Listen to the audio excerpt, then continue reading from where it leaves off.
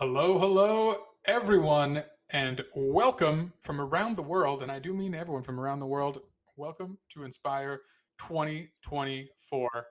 Let's go ahead and just jump right into the show. My name is JParty here, and I'm excited to chat with you all. We've got a really exciting show ahead. It's going to be great. We have a whole array of workshops to engage with, but what is Inspire?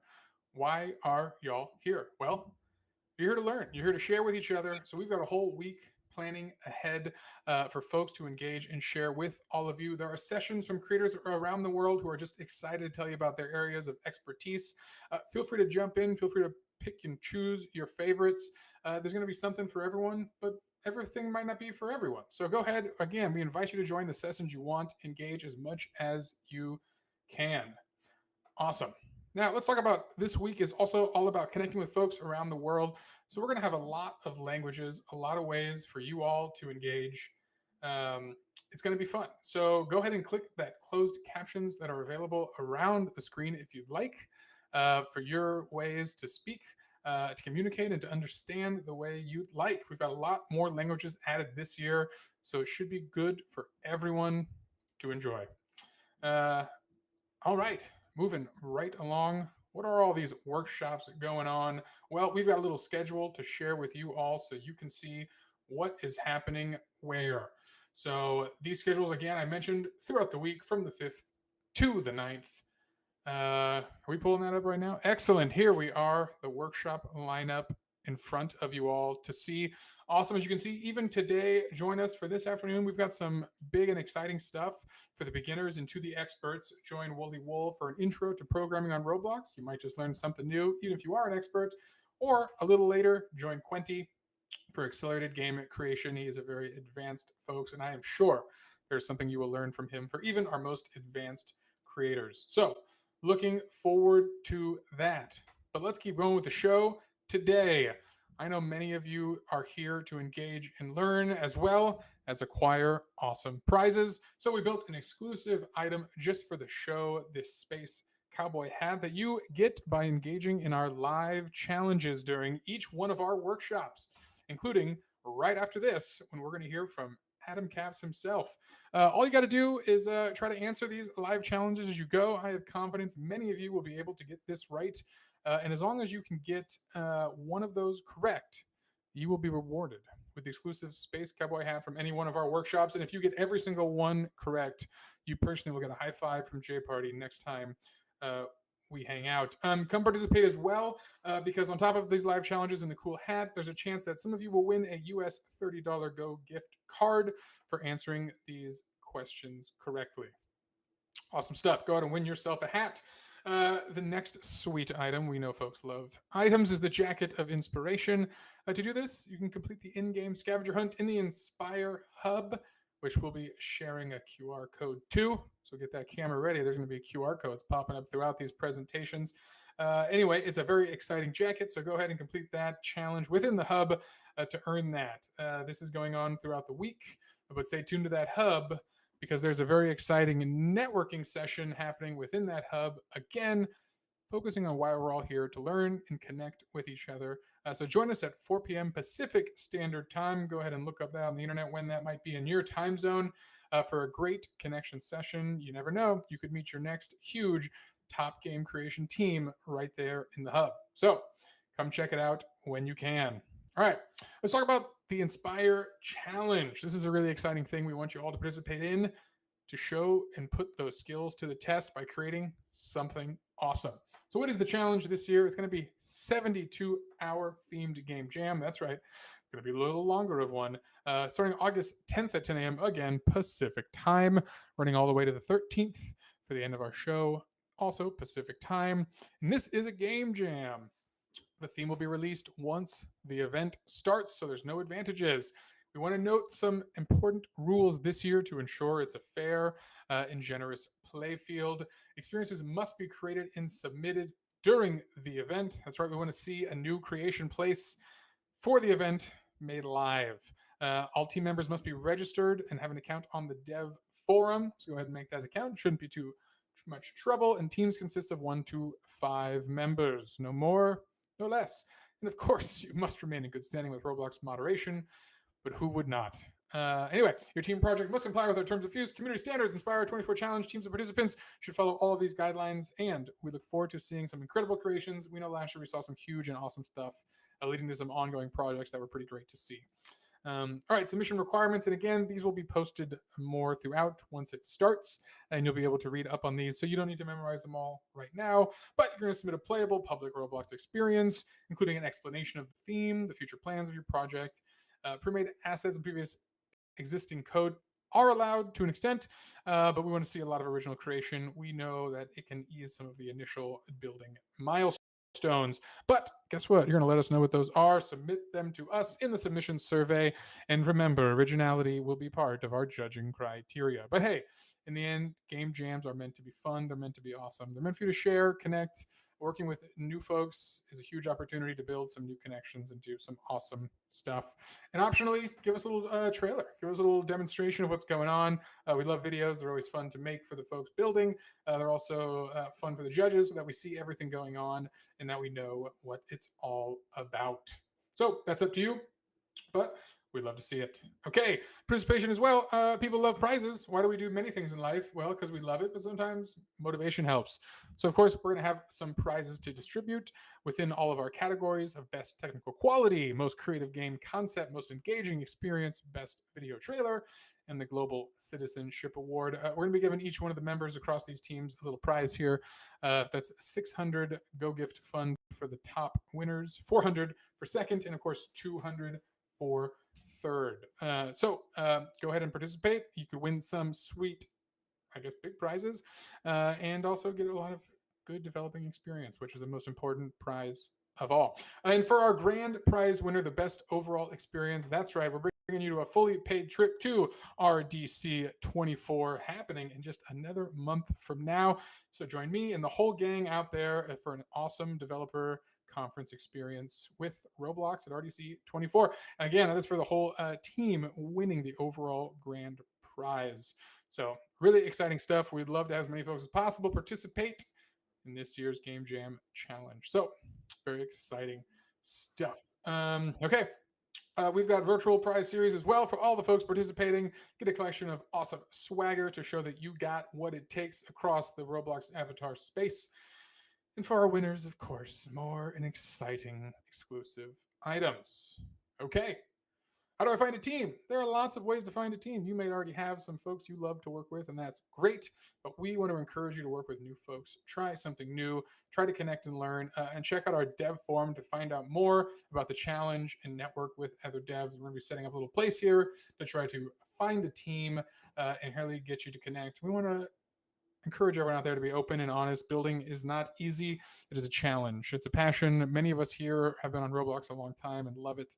We want to share that with more folks. Some folks have just checked out Roblox for the first time, and many folks are coming from all different countries around the world. So again, we encourage you to be open, honest, and try to talk to folks and maybe learn something. It's more fun when you're civil in the world, I tell you that. All right. Coming up last, send your questions to the speakers. That's right. We want you to engage, ask us questions. We will try to give you answers the best of our speakers' abilities. There should be a little box. You see a very nicely written arrow somewhere on my screen pointing you to the Q&As. Go ahead and ask a question. We're going to try to answer. It's going to be great. So that is what's going on. Hope you're into it. Hope you're excited, because guess what? The workshops are starting right after this. With a friend of mine coming to you live by the name of Adam Caps, an awesome game developer for life. He has been a fantastic member of the Roblox team. He is an expert in a great many things, from game design to surfing. So ask your questions as you see fit for everything on those expertise and in between. So I'm going to look for a cue from my tech folks to let me know we're moving forward with it. Until then, I think I'm just going to say hey and welcome to everyone. Nope, we are right into it. So again, this is my handoff. Adam Caps, welcome to the show and kicking off our very first workshop, reminding everyone there will be live challenges even within this. So join us on the event site. Join us wherever you want to stream from. And without further ado, welcome to the show, my friend and coworker, Adam Caps. Tell us about the world of Roblox. Thank you, JParty. I appreciate it. Very excited to be kicking off this amazing Inspire event with the first workshop. I'm going to talk about how to create content on Roblox, how to develop games, how to scale that content, how to find an audience and scale that audience, and also how to build a sustainable gaming or content business on the platform through effective monetization. I can go and jump over to the next slide. Who am I? Adam Caps, like JParty said, I go by ArchAnemone on the platform. As JParty alluded to, my background is as a game developer. I would call myself an indie game developer. Most of my experiences as a game director, a creative director, a product director, but I come from the creative part of game development, namely art and design. Currently, I'm on the developer relations team. I primarily help to design and develop the platform events you see as part of our live ops strategy here at Roblox. You may have played some of these, like the Hunt, the Classic, the Games, which is currently live. And back in the day, I worked on the Metaverse Champions events as well. I also work with devs often to articulate the benefits that Roblox offers, whether those developers be on the platform already or looking to engage on the platform. So I like to speak developer to developer about the opportunities that Roblox represents. So I've given this talk a few times before. I've given this workshop a few times before. So some of this, if you've attended one of these events before, is going to seem familiar. But I've got some new, really exciting features to talk about and some changes to the platform that are going to offer developers more opportunities. So I love to start here. And the reason I love to start here is because this was one of the most eye-opening parts of developing a game on Roblox, especially coming from another platform like mobile free-to-play or console. Um, Roblox developers can deploy content to a global audience, a massive global audience, across multiple devices in literally seconds. So there is little to no turnaround time to publish content. And why is this so big, especially for a developer like me, an indie developer? Well, it really allowed me a lot of freedom to iterate, to try new things, to try new mechanics, to try new core loops, and deploy that content to players immediately. And I could take risks, I could break things, and I could immediately roll back changes in hours, not days or weeks, like on other platforms. So the iteration cycles are incredibly fast. And this just creates a platform where time to market is incredibly fast. And if you've been a game developer or a game designer for any amount of time, you'll know that when players get in front of your content, that's the true test of whether the content you've created is going to work, is going to be performant for players. And the quicker you can get your content in front of players, the more you can adapt, the faster you can iterate, the faster you can create a better experience. So this is a big advantage that I saw very early on as soon as I hit that publishing button and saw that my content was live in front of millions of players. Like I said, it's cross-platform. So Roblox players are playing on desktop, mobile, tablet, console, and VR. And Roblox allows you to deploy to all of those platforms very easily with almost no overhead. I think we can jump to the next slide. So how big is this platform? So currently Roblox is clocking almost 80 million daily active users. So it's pretty massive. We believe that over 58% of that DAU is over 13. And I think you can see this reflected in the content that's currently on the platform, deeper, complex content, high fidelity content that you see now on Roblox. One of the unique aspects of Roblox also compared to other free-to-play platforms, in my experience, is the engagement time. So these are highly engaged players. They're spending 2.4 hours on average per DAU. So this trends a little bit more like a console experience versus a mobile free-to-play experience, a casual mobile free-to-play experience. And so that was very unique to see when I first created a game on this platform. Next slide. So why is this? Why are players so engaged on Roblox? I think it's because Roblox is inherently social and it's incredibly engaging. And that's because by default, experiences on Roblox are multiplayer. So Roblox has done a lot of the work to allow developers to instantly deploy a multiplayer experience which can be very hard to set up on these other platforms. So uh, developers on Roblox don't have to write netcode. They don't have to worry about scaling up servers as their game scales. They don't have to worry about matchmaking. Roblox handles all of that for you. When I was a developer on other platforms, I didn't really think in terms of multiplayer experiences because the overhead to create those experiences, especially for a small indie team, was just too much. So I was thinking solely in single player experiences. And so creating these social experiences on Roblox was really fun, and it opened up a lot of doors for me as a designer, because I could just so easily prop up multiplayer on this platform. It's also we provide a very robust tool to create immersive experiences on Roblox. That's Roblox Studio, which I'm going to talk a little bit about later. But what that has led to is very immersive experiences on the platform. These are 3D experiences. These are more like platform experiences on console versus flat 2D experiences that you'd see on mobile. That being said, like there's a lot of variety on on the platform now. So there's a very different games with very different treatments and very different levels of immersion. But most games are highly immersive and they're highly social because by default, Roblox allows developers to create multiplayer content. All right, so I'm just going to run through a few videos. I think this video really highlights how social Roblox can be. Players are coming to games, they're inviting friends to content, they're even onboarding other players to content for the developers, handling that first time user experience for developers, which is really cool. So those social dynamics are really driving traffic on Roblox, and developers that understand that are really able to take advantage. And here's some great shots of just showing how immersive, how big Roblox worlds can be. And experiences like this are pretty easy to set up, pretty easy to deploy to the platform. Roblox makes it incredibly easy to create these immersive environments.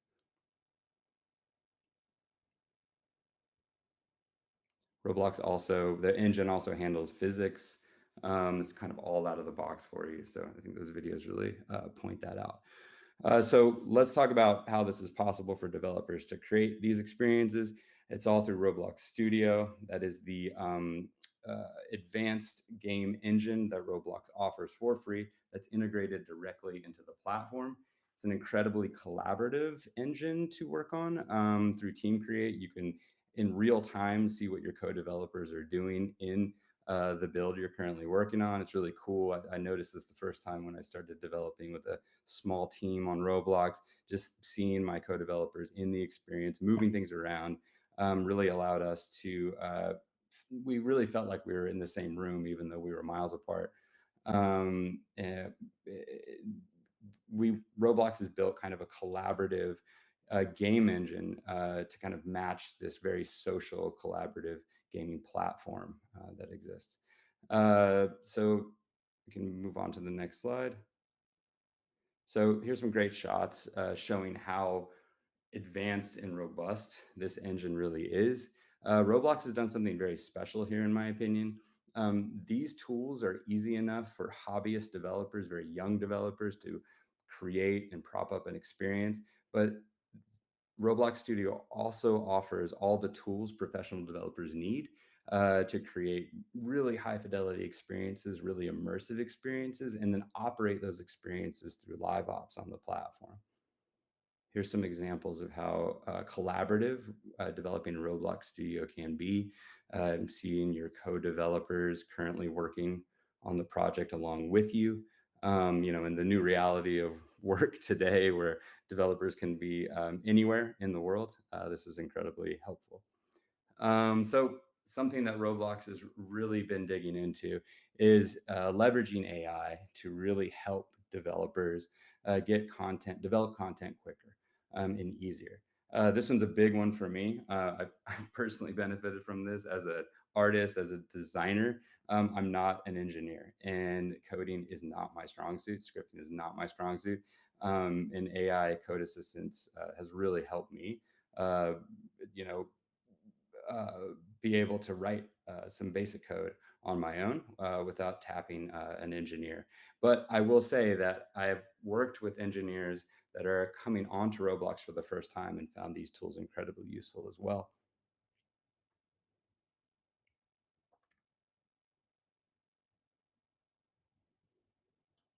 just let this one play for a moment before moving on to the next slide.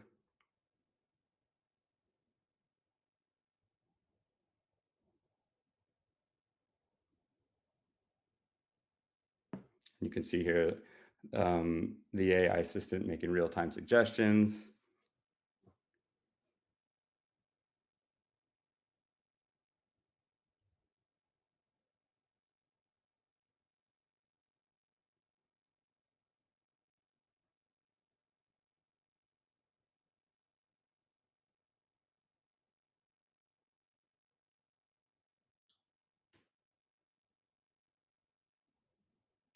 All right, then we'll go ahead and flip to the next video here. Okay, also really excited to talk about AI material generation and mesh texturing. Like I said, Roblox allows developers to create very large immersive experiences very easily, but developers have to fill those immersive worlds with content. And this can be a huge burden for a development team when you have to generate so many assets to fill a very large open world. And this can get away in the way of creating your overall vision as a developer or a designer, because you have to worry about all of the individual pieces that you're going to need to prop up a game, to prop up a high fidelity game. Roblox wants to make that a lot easier for developers. So you can be able to execute on your overall vision quicker without having to worry about a very burdensome content pipeline. So we're going to continue to offer different tools by leveraging AI to allow developers to fill these immersive worlds with more and more unique content and really focus on that vision versus the individual assets within an experience. So one aspect of Roblox is that most of the players inhabit, or most of the games allow players to jump into the experience inhabiting their own AI, their own avatar, their persona that they inhabit on the Roblox platform.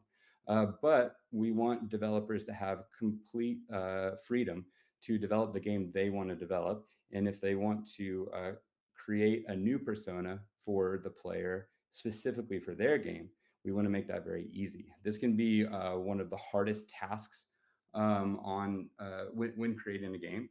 And Roblox is leveraging AI to make that a lot easier for developers to set up. So creating very lifelike, very high fidelity avatars for the players to inhabit. Also making it a lot easier to set up a content pipeline to help players customize that avatar in your game. We want to offer these tools to make that a lot easier for developers and get these games to market a lot faster. Okay, like JParty said, we're going to do some live challenges here. The first one is going to be quite easy because I just mentioned it if you're paying attention. So what's the Roblox creation tool called that fully integrated gaming engine? And I believe I am going to allow a little time to let answers come in.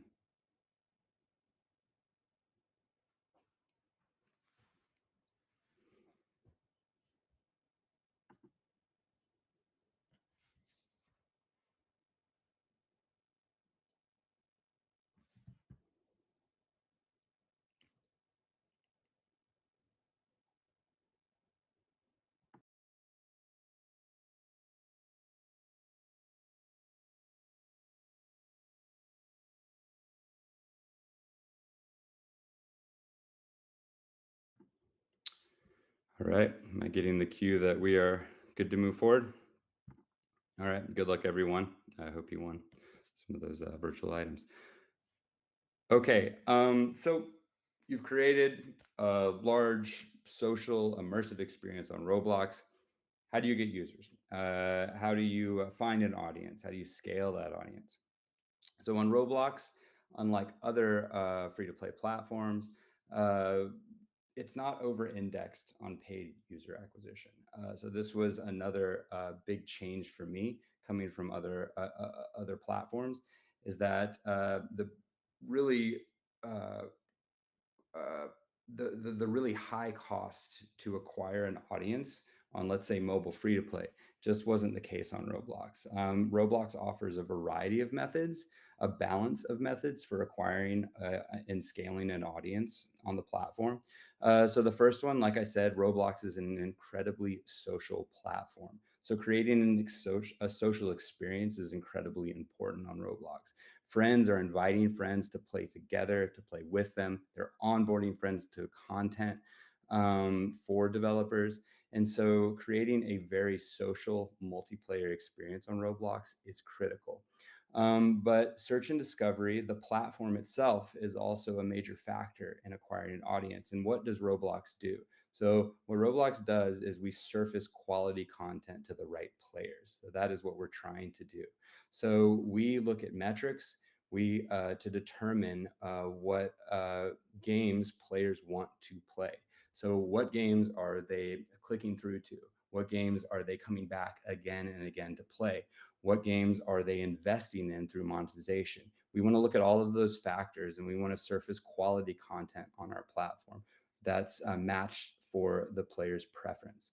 And so creating a highly social multiplayer experience that is a good game is one of the critical factors in creating success on Roblox and being able to find and scale an audience. However, there are paid user acquisition channels, some of which are very unique for this platform. So you can use those paid user acquisitions in addition to these other factors, like making a good game, making a social experience, to start to initially acquire and scale an audience.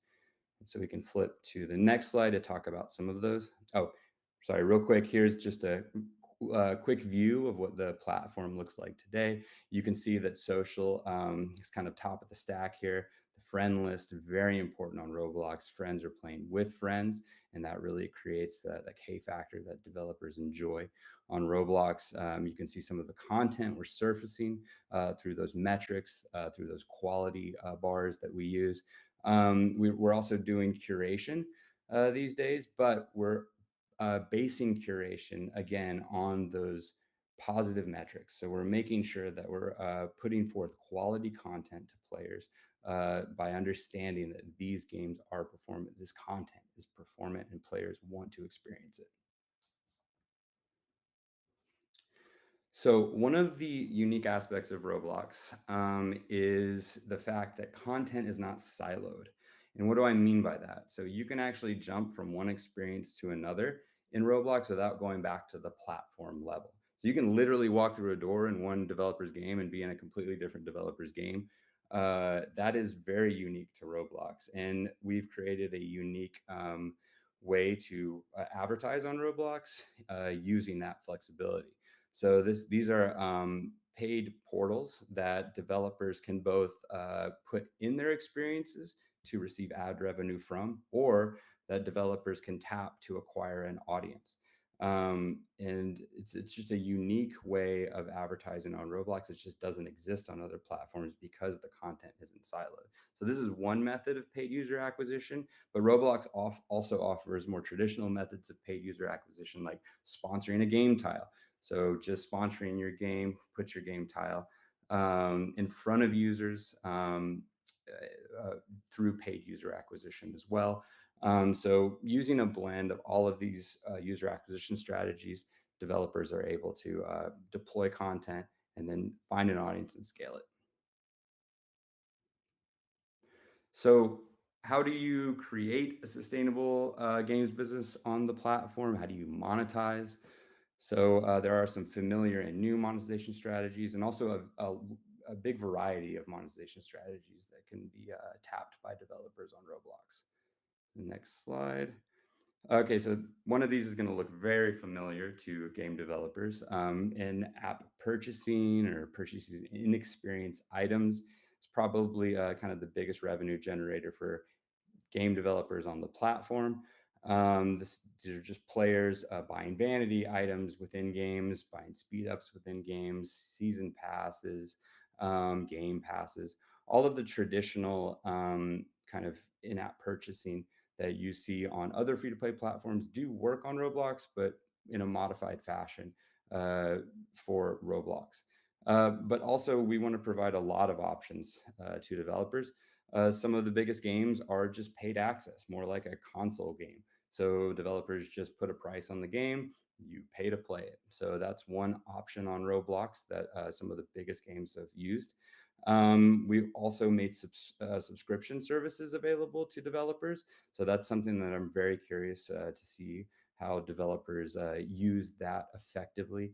And advertising, like I said, putting these portals in an experience, receiving ad revenue for allowing advertisers to put these immersive portals in a game is one option for developers to monetize. And using a blend of all of these methods is just something we want our developers to be able to do.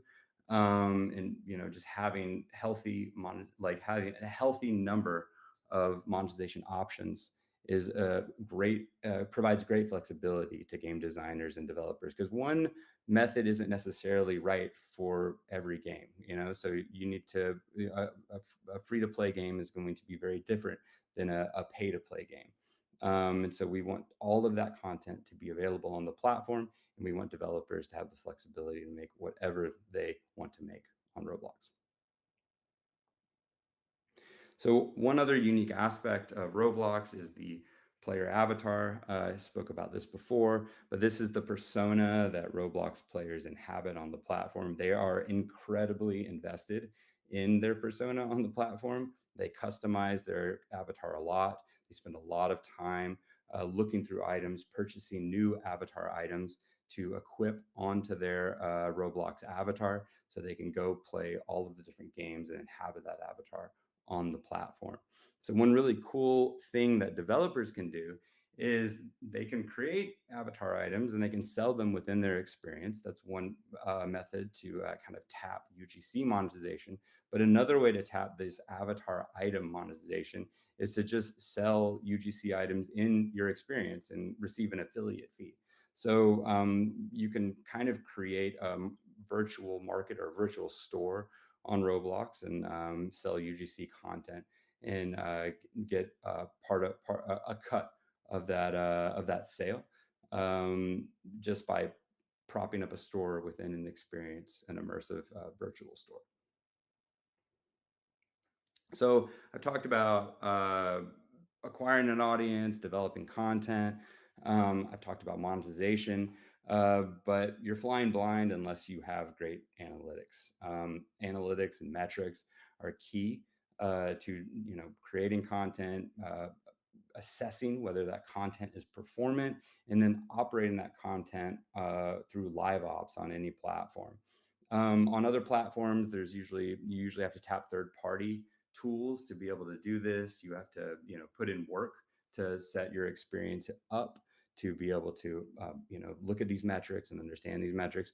Roblox wants to make that available out of the box. I've actually been incredibly impressed with what the analytics team has been able to do in the past few years with offering more and more analytics services to developers, again, completely out of the box. On day one, you can see these analytics for any experience you build on Roblox. So all your classic performance indicators, KPIs, your metrics, retention, monetization, engagement, click-through rate, you're going to be able to see those on day one. These metrics are coming in real time. We also offer error reporting. We also offer something really cool. We offer insights that allow you to understand the context behind the numbers you're seeing, right? These insights are created by industry experts, and they are placed contextually on the analytics dashboard, so you can really understand why your retention may be going down or why your game is highly performant. We also offer benchmarking, so you can try to create a baseline for how your game is performing against other similar games on the platform. And something that I'm really excited about that's coming soon is a free SDK to track funnels and game economies. So that's basically the player's life cycle within your experience. So, when they come in, where are they dropping off? Where are players leaving your experience? Where are players deciding to monetize in your experience? What players are doing in their journey throughout your game is incredibly important to see. And really helps developers iterate to success. And again, you can iterate very, very quickly on Roblox because you can create and deploy content to users so quickly. Cool. So just to wrap up here, I really want to get to Q&A because that's my favorite part of these workshops. All of these factors are why you see such a variety of content on Roblox. Obviously, you see a ton of games, a ton of great games on the platform, but you also see these things like concerts, brand activations, educational games, these shopping games for UGC items, shopping experiences for UGC items with this rich marketplace where players are customizing their avatars. So there's just a huge variety on this platform. It's global, it's really big, it's across multiple platforms, uh, desktop, mobile, tablet, console, VR. For Roblox developers that are currently on the platform, I hope some of this really stood out. Some of these tools, some of these new features, uh, you'll go out and start to play around with them. For would-be developers coming to Roblox, I highly recommend checking out the platform, checking out the tools, developing a game, and very quickly deploying that game to players. Start to play around on Roblox. Yeah, and let's move on to Q&A. It's my favorite part. Oh, sorry, there's a live challenge. Okay, so one more live challenge. This one's a little trickier. I believe JParty mentioned it earlier on. So where can you find more content about creating on Roblox, about creating content about developing games on Roblox? Where would you go? I believe we're going to take a few minutes to let the answers come in.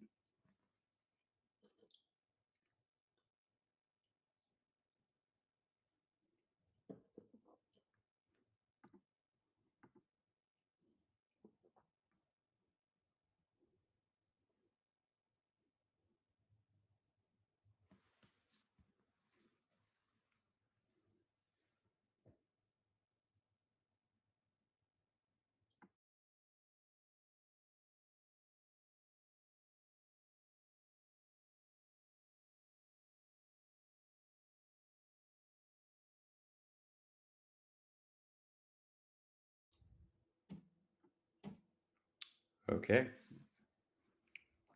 All right. Have we done it?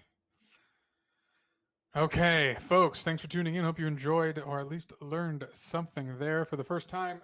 We're going to get to the Q&A questions from y'all. We've got quite a collection of them. I'm going to try to answer some of them up front that I have answers to. Otherwise, I'm going to toss the remaining to Adam Caps to answer on the spot, and hopefully we can stump him.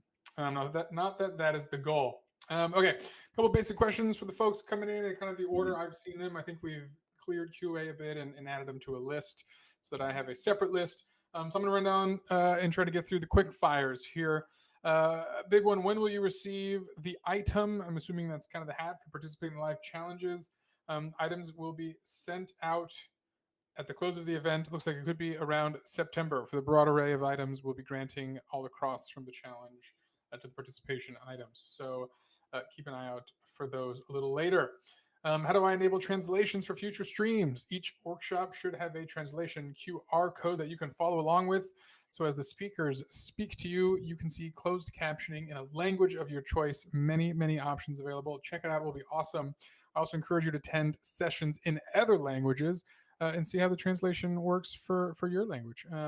See how it all goes. That should be great. So check it out. Do we have only this week to participate? You can watch all the content on YouTube after the event or right here on the events.roblox.com page, as well as the Level Up YouTube channel. But if you want to win some prizes, engage now. Otherwise, you'll be watching it behind the curve. All right. A lot of questions about the game jam, the Roblox challenge. So I'm going to try to spin down those as fast as I can. But overall, I want y'all to know we're going to post about that as soon as this closes. We're also going to post in the dev forum about that.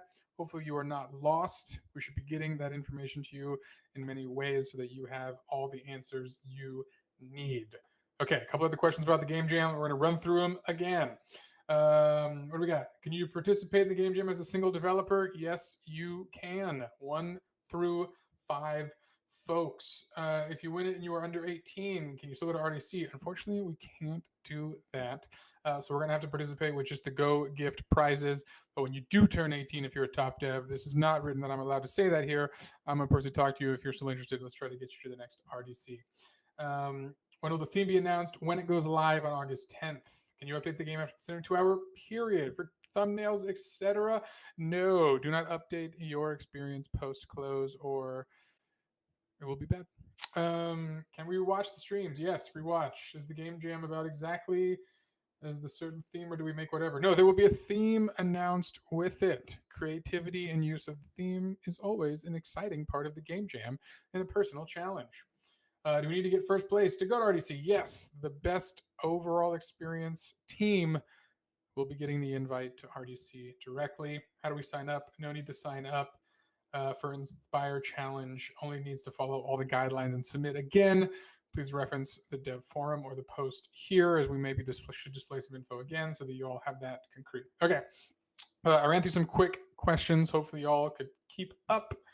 Now let's get some hard-hitting questions for Adam Caps to close out our first session here on the day and give everyone a pause before some exciting sessions this afternoon. All right. Adam, I'm just going to ask you these. I don't know if you've read these. I love that you're laughing. Where do you see Roblox within the next 5 years? Interesting question. Where do I see Roblox in the next 5 years? I think the trend's going to continue on Roblox. I think that Roblox is going to continue to broaden its audience. I think it's the players are going to get older and older.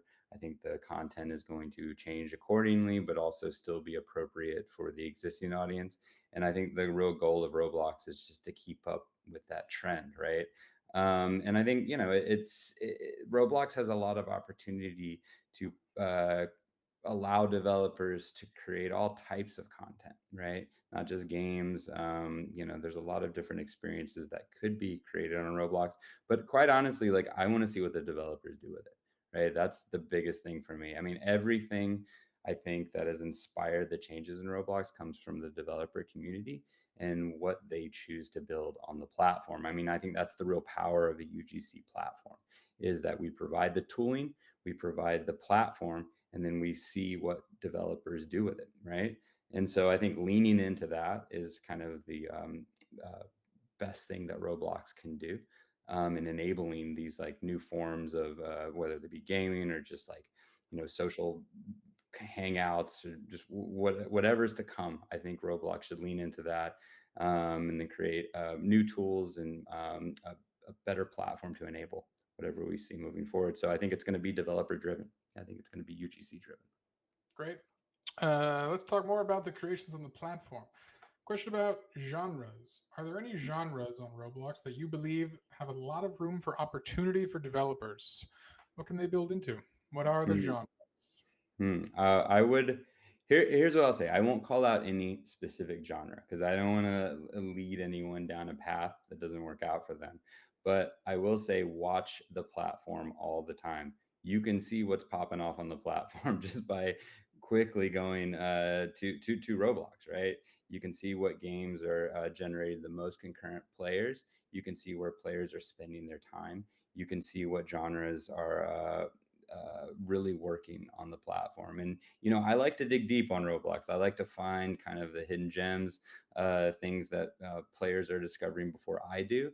And then trying to assess what's coming. But I don't have a crystal ball, right? Like, I don't know what's going to be the next big genre on games. I probably would be, just making games all day if I did. So I think my answer to that question is to go look at the platform, go analyze the platform, really look at like where the players are spending their time. And I think that is the best way to determine what genres are really starting to gain traction on the platform. What are you seeing more and more of, right? Great. Next question. I'm going to keep moving here. As a brand new developer to the platform who has never created anything before on Roblox, what's your advice? When am I getting started? What should I do? Take advantage of what Roblox provides. So, like I said, you can publish 20 times a day. That's a really big deal. The fact that there's no turnaround time on getting content in front of players means you can try a lot of random stuff out. I would not put all your eggs in one basket on Roblox, and not just on Roblox, but in games in general. Whatever you can do to take a lot of shots on goal is always beneficial. And Roblox is trying to make that very easy, because everything I've talked about is really about reducing the time to market, allowing developers to develop quicker, allowing to developers to develop with a smaller team, lower cost. So try a bunch of different things out. I think that's my number one advice, and really, like, take risks. Like, get content in front of players as quickly as possible and see if they're performant. Those analytics that I just talked about, the analytics dashboard, is incredibly insightful.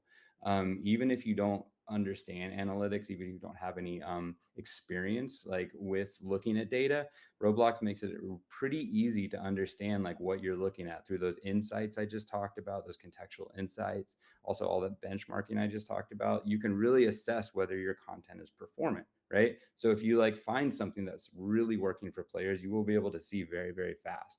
And so, yeah, try a lot of stuff out, try a bunch of different game types out, see what's trending on the platform. Start there. Yeah. Cool. All right, we got a couple more. We got a couple more for you. These ones are more getting into the more advanced development phases of the career on Roblox. It is a short one, kind of about ads, portal ads, or sponsorships. Which do you prefer and why? I think having multiple options is good. I mean, like, I think it just depends on the game, right? Like some games like as far as acquiring users, I think that like different ad channels are good to explore. Like, so I would use both. And then I would assess like, which one is working best for you. So like Roblox is going to be offering more and more insights, more and more visibility into kind of the users that are coming in through different user acquisition channels. So I would try both out. I would see which one works best for your experience. And then I would also tap like the revenue you can get from putting portals in your experience as well. Try them out, see if it works for your game, like see if it works for your kind of monetization model. And yeah, so I would use both. I don't think one's better than the other necessarily. Great. I'm gonna keep moving. I think we got time for maybe two more questions here. So here's a general discovery question for you. My game is struggling to take off. What are some ways to get people interested in playing? Advice for initial discovery. Ooh, okay. So, like I said, you need to make a social experience. You need to make an experience that people want to share with each other, that people want to talk about. It's very easy to talk about. Come and play my game. Come and play this game I just checked out, and let's do this together. Make sure that initial value prop is presented very simply in your experience. What do I mean by that initial value prop? It's the game where you do X. And that is really exciting. I want to go do X with all of my friends, and I want to tell all my friends about it. That's number one. Create a social experience that people want to talk about. Number two, check out those metrics, look at those analytics, see if players are actually sticking around. Are they coming back? Are they clicking through to your content? Does your icon and your splash screen adequately represent your game? So both by creating a very social experience that's very sticky, that players want to come back and play again and again. That's the trick on Roblox. That's the trick to building scale. Also tap those paid user acquisition channels to get an initial audience, to test out your assumptions about what players are going to like. So I would say that's the key, is you want to create an experience, you want to get an initial audience, and then you want to watch how they perform in the experience and really focus on how social your experience can be.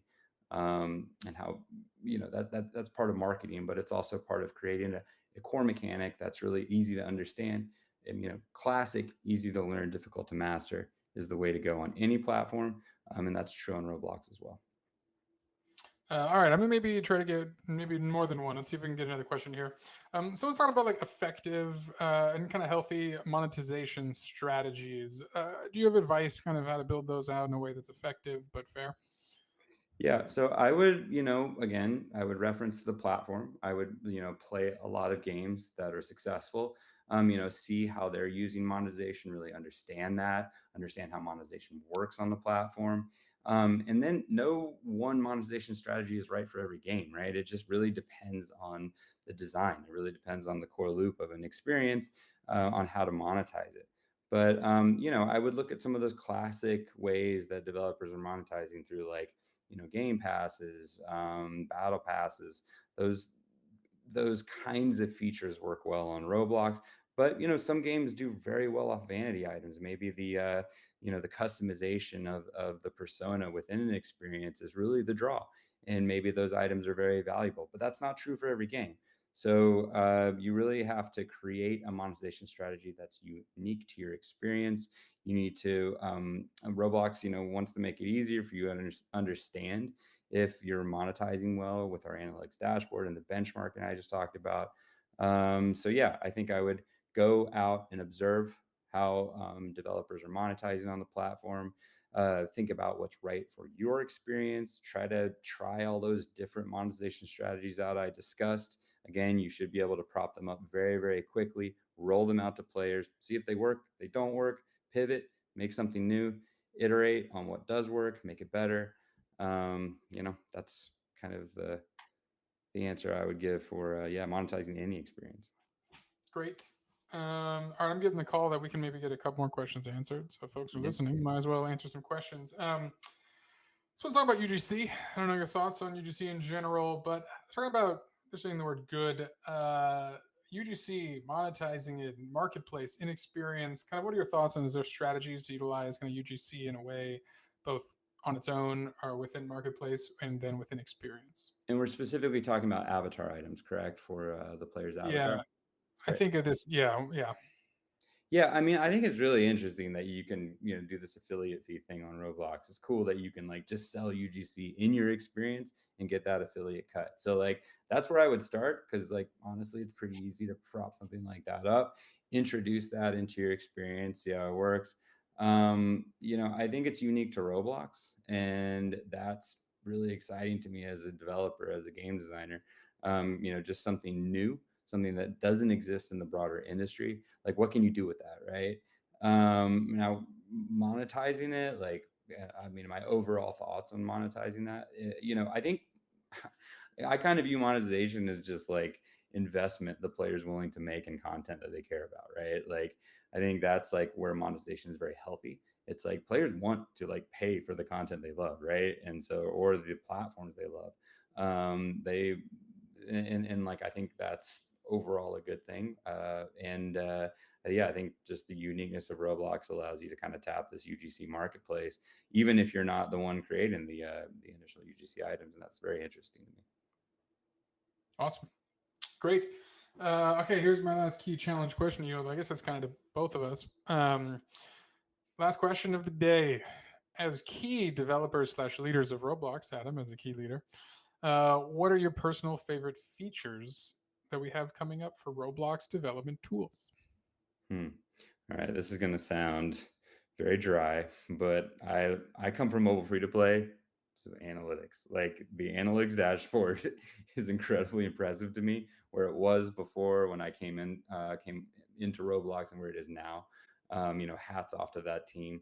I look forward to, like, having game funnels represented, and being developers being able to see that, like, the life cycle of players within their experience. That's all the stuff that I was used to on some of these other platforms. And I'm so glad that Roblox developers can now tap that. I've been interested in AI. I've been interested in AI when it comes to asset generation, because again, I've always been an indie developer. I've worked on smaller teams, and the, like, content pipelines can be a huge burden, and just filling a world with stuff is very, very hard, and it really does get in the way of vision, because you're making crates all day, not looking at the overall, like, experience that you want to create. Whatever we can do to kind of take that burden away from developers and make that very easy, but also allow these tools to, like, create a custom vision, not just, like, generic assets, which AI has the potential to do. So those are the two things for me. It's like quicker asset generation, quicker content generation to allow me to, create a vision quicker, and then being able to look at my game from an analytics perspective very easily without having to set a bunch of stuff up, without having to think about setting up hooks, working with a third party, and working with the platform and the third party to make sure my analytics are working correctly. Just having it all out of the box, all done for me. That's very exciting to me. But again, I'm from the mobile free to play space, and so that's kind of where my head's at. That's how I think of games. And yeah, those are the two big things. I think that was a Awesome. question for you too, JParty, right? Or just me? Well, your answer was great. No, I mean, so I have my one track focus at Roblox, which is enabling more people to create. So I know it's maybe less exciting, like code optimization updates on the horizon, but just like allowing more robust creations, bigger worlds, more players within servers is big to me because it enables like new genres of things we haven't seen on Roblox, and the kind of Roblox is ever evolving kind of ecosystem, like iterations with on creations today. We can see things different, but it's very similar answer when it comes to some of these AI tooling. When we see it get to a point that it is robust and helpful, everything from code writing to asset Yeah. creation. It's to me, it's great because again, the goal is allowing everyone out there who's listening right now who may not have even open studio to open studio and be able to actually publish something that's awesome that you've actually always wanted. I know many of us think we always can build something great, but we would need the tool to actually get there. So for me, it's all about that. It's what I'm all about. I want to see everyone creating and making awesome stuff that they believe is awesome. Yeah, I didn't bring up Code Assistant. Like that's a big one. Like that really has helped me, and I can see the power of it. And honestly, when that video was playing, I got a little absorbed, like watching the actual video versus talking about it. But it is a very useful tool for someone from the creative side of game development, Yeah. just to be able to jump in and not have to rely on an engineer for everything or a scripter for everything. I can do a lot of that stuff myself because it is so much easier with Code Assistant. Yeah, and it's getting better every day. This is a Roblox mantra. We get it out there, get the tools in people's hands, and then we fix it based on the feedback. So I encourage everyone to get involved as much as you can. Roblox is here to listen, whether you think it or not. We very much so are, and we're out there hunting information. So we'd love to get everyone involved, get chatting, be part of the community. But with that, we are reaching the end. So I will thank Mr. Caps, Adam, the man himself, for speaking with us during the opening. I know it was a big, wide intro to Roblox. A lot of you out there might know what Roblox is. That's exciting, but I bet you learned something without even knowing it. Well, we've got more talks coming up today. As I mentioned, not every talk is for every person, but we know there's a talk out there for you. These workshops are huge, and I want to thank everyone who's helping us. These are all experts like y'all out there participating and giving us their time to teach hopefully something of value and allowing you to connect. So coming up later today, we got the great WooleyWool at 4 p.m. Pacific time. I believe it's an hour break before the show is back live again, giving an intro to programming on Roblox. And again, I bet you'll learn something you didn't know.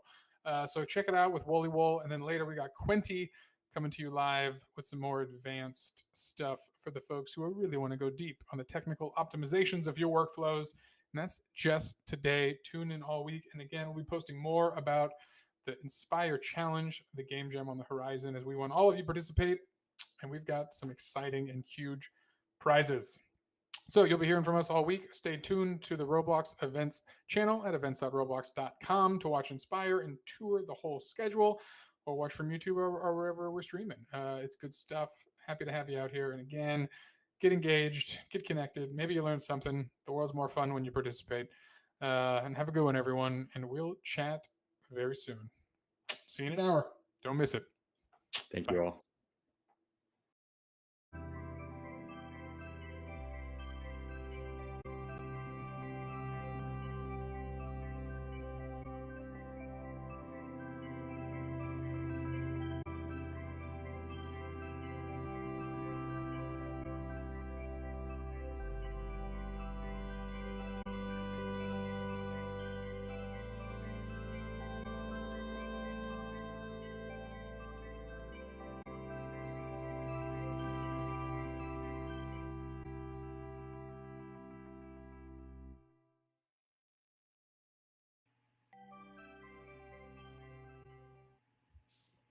Hi, everyone. Welcome to Inspire. Thank you guys so much for joining us today. As you guys might have saw earlier, we really saw JParty and Adam kick off our opening ceremony. So thank you guys so much for joining us. And I'm more than excited to announce our next speaker. He is known by WooleyWool, and he is an absolute amazing dev. So, WooleyWool, how are you feeling right now? I'm doing well. Thank you so much for asking. And hello, and welcome to my workshop on an introduction to programming. Yeah, very nice to meet you. All right, whenever you're ready, feel free to kick it off and good luck. Alrighty, let's get started. So, a little bit about me. Hello, I'm Wooly Wool, and I love to program. I've worked on various different projects. Just to name a few, I've recently worked on Mermaid Castle Tycoon, Ballin, Steep Steps, and Boxing Fighter Simulator. There are different games I've worked on. A lot of them are experimental games, just so I can learn to expand my knowledge in different areas, such as user experience or UI. Now, to preface, this talk is very content heavy. I will be going over the most of the basics to Studio and programming on Roblox. Because of the amount of content that we are covering today, I won't be able to cover everything, but I will give resources towards the end on how to move forward so that you can grow your skill set. So, let's get to it, shall we? To begin, you may be wondering, what is programming? According to Coursera, it's a technological process for telling a computer which tasks to perform in order to solve problems. All right, that's cool. But how can that be applied to Roblox? Another way you can think of that statement is the following: crafting lines of code to a programming script to bring our game to life. Think about this statement and how it can be applied to your everyday understanding of how games function the way they do. Games don't just magically work. I wish it did, trust me, but it doesn't. We have to write code for different things to function the way we want it to do so. There are different programming languages that you can use. These are the most common ones that you'll likely use when you're learning about it in school, like Python or C++. What's really nice is they all have the same idea: writing code to solve problems, but they all do it in their own syntax, or in other words, its own language. But the one you'll be using on Roblox is Lua, or Luau. This is what Roblox supports for programming. It's a lightweight and easy to learn program. We'll go in depth soon of the different coding blocks that make up Lua, and in general that can be applied to other programming languages too. Alrighty, so let's get to the specifics of programming on Roblox. Let's start off with the interface. This is what you see when you first create a script. I'll go over the different panels and areas of this interface. This is how I have mine all set up. You can change it to however you would like it to be. There's like a default one, but I have it set up like this. This is what I have for towards my liking. What's highlighted is where you're going to be typing all of your code. Pretty explanatory. What's highlighted now are the line numbers. This will be helpful for when you're debugging, which is fixing issues that may occur in your code. Identifying where your code is having an error, or where your print statements are happening, and much more. What's highlighted now is the Explorer. This is where you'll see the different classes such as server storage, replicated storage, players, etc., and the instances that are within the Explorer, such as like the base plate, the scripts, etc. And they're all listed there. Next, we have properties. This is where you can edit properties of instances such as their color, their position, etc., manually or even through code. What's highlighted next is the output. This is where you're going to see all the warnings, print statements, and errors that are occurring in your code. Finally, this is the command bar. This is where you can experiment with different code. I use this a lot when I'm trying to test different functions or mess with properties on the go so that I can have a good idea of how I want to do it in my own code. All right, that's the end of my talk. Thank you for attending. Make sure to like and sub. Just kidding, we're not done yet. Let's play with the command bar. I like to use it for different things, as I brought up. So, for instance, if you type in print 1 plus 2, in the output, it would come out to be 3. Try it out, and when you get the chance, try to see different numbers and see what their outputs would be. Even try adding the letter A to the number 1. What will happen? Think about it just for 1 second. Alrighty, so if you thought about it, it will most likely error, or actually it will error. But read the error message to find out why. This skill will be crucial when you start creating your own systems and have to work with different errors. Let's try this too. If you type this line of code, it will change the color to basically to a random color. These 3 different commands you just tried are mini lines of code. Pat yourself on the back. You just wrote some code. It's these little steps that will lead to a larger game with larger coding systems. These are the 4 coding foundations I'll be discussing about today: types and variables, logic statements, loops, and functions. And in addition, I'll be discussing about another core feature that is used in games, which are events. So let's get started with types. So with types are different things that you're going to be working with, where they can be values, instances, arrays, or even nothing. They are very important. You will use it everywhere. You can't hide from them, unfortunately. So that's why it's very important. Here are the common ones that you'll be working with. Numbers are just numbers. They can be whole numbers, integers, negatives, irrational numbers, whatever. They are numbers.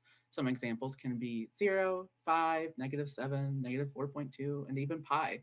Numbers can tell us a lot of things in our games, such as how many players are in a server, how many parts are in this folder, and much more.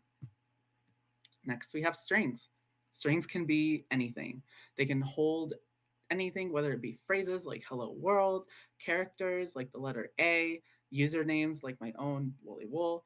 You can use strings for searching different usernames, for instance, if you want a specific action to be done to that specific user, for instance, giving them unlimited cash. Next, we have booleans. They are just true and false. They can be used to see if a value is equal to another value, for instance, like 5 is equal to 5. Next, we have instances.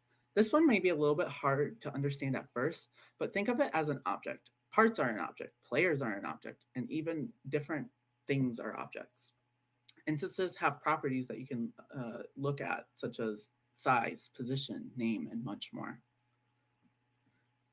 Nil, it's literally nothing. You can use nil to see, for instance, if something exists, and if you can't find it, it will return nil. You will get nothing. And finally, I wanted to discuss about arrays. Arrays are a list of things. They can hold anything, such as numbers, instances, strings, booleans, and even nil. We can use arrays for getting like a list of players in our game to execute a specific action on them, for instance, teleporting them all to this one part of the map. Now that we know the different types that can be used in games, let's dive into variables, a way to store these different values. Here's a simple variable. We declare at the beginning of the line that this is a variable with the term local. Next, we need to name our variable. In this case, I just named it my variable. And now we can set the value of my variable to something. In this case, I set it to 5. The variable can be set to anything, like as I brought before, an array, number, instances, boolean, strings, or even nil. By default, it is set to nil, which means it's set to nothing. Here's another example of declaring a variable. In this case, setting it to our base plate. We declare at the beginning of the line that this is a variable with the term local. Next, we need to name our variable. In this case, I just named it baseplate, very explanatory. And now we can set the value of baseplate to the baseplate that is located in the workspace. Remember that code that we wrote earlier with like changing the color of the baseplate to a random color? We can simplify this down. We can use our variable baseplate to set its brick color to a random color. This is simplified down from what we did before, and we don't have to repeat ourselves with having to call workspace.baseplate over and over and over. And this is very, very important to understand, as when you're working with complex systems, it will help reduce the chances of you repeating yourself. Alrighty, let's move forward and learn about if and else statements. These are used to have certain lines of code execute if the logic is true. This is our declared variable x. That value of x is set to the number 5. What's highlighted is our logic statements, our logic statements. These are used to identify if what we are passing is true or false. In this case, we are trying to see if the value x is equal to the number 5. Because it is equal to number 5, it will run the highlighted print statement, which is print x is equal to 5. If we change the value of x to 4, for example, it is no longer true, and the else statement will run and print what is highlighted. In this case, x is not equal to 5. Now I added an else if. This means that if the original statement isn't true, which is x is equal to 5, the next statement, if x is less than 5, we'll run and check to see if that's true. And if it's not true, then it will run else. What's highlighted will run right now because x is equal to 5. But if we change the value of x to 4, the first statement will check to see if 4 is equal to 5, which it isn't. So the else if statement will run now, and we'll see if 4 is less than 5. And it is. So the print statement will execute, which is x is less than 5. And finally, if we change the value of x to 10, both the if and else if statements are no longer true. So the else will execute and the print statement inside of it will run, which is x is not equal to 5. Alrighty. Before we continue, let's do the first challenge. The question reads, which one of the following is the correct way to declare a variable in Lua? Is it var x is equal to 2, int x is equal to 2, local x is equal to 2, or x is equal to 2? I'll give you 2 minutes.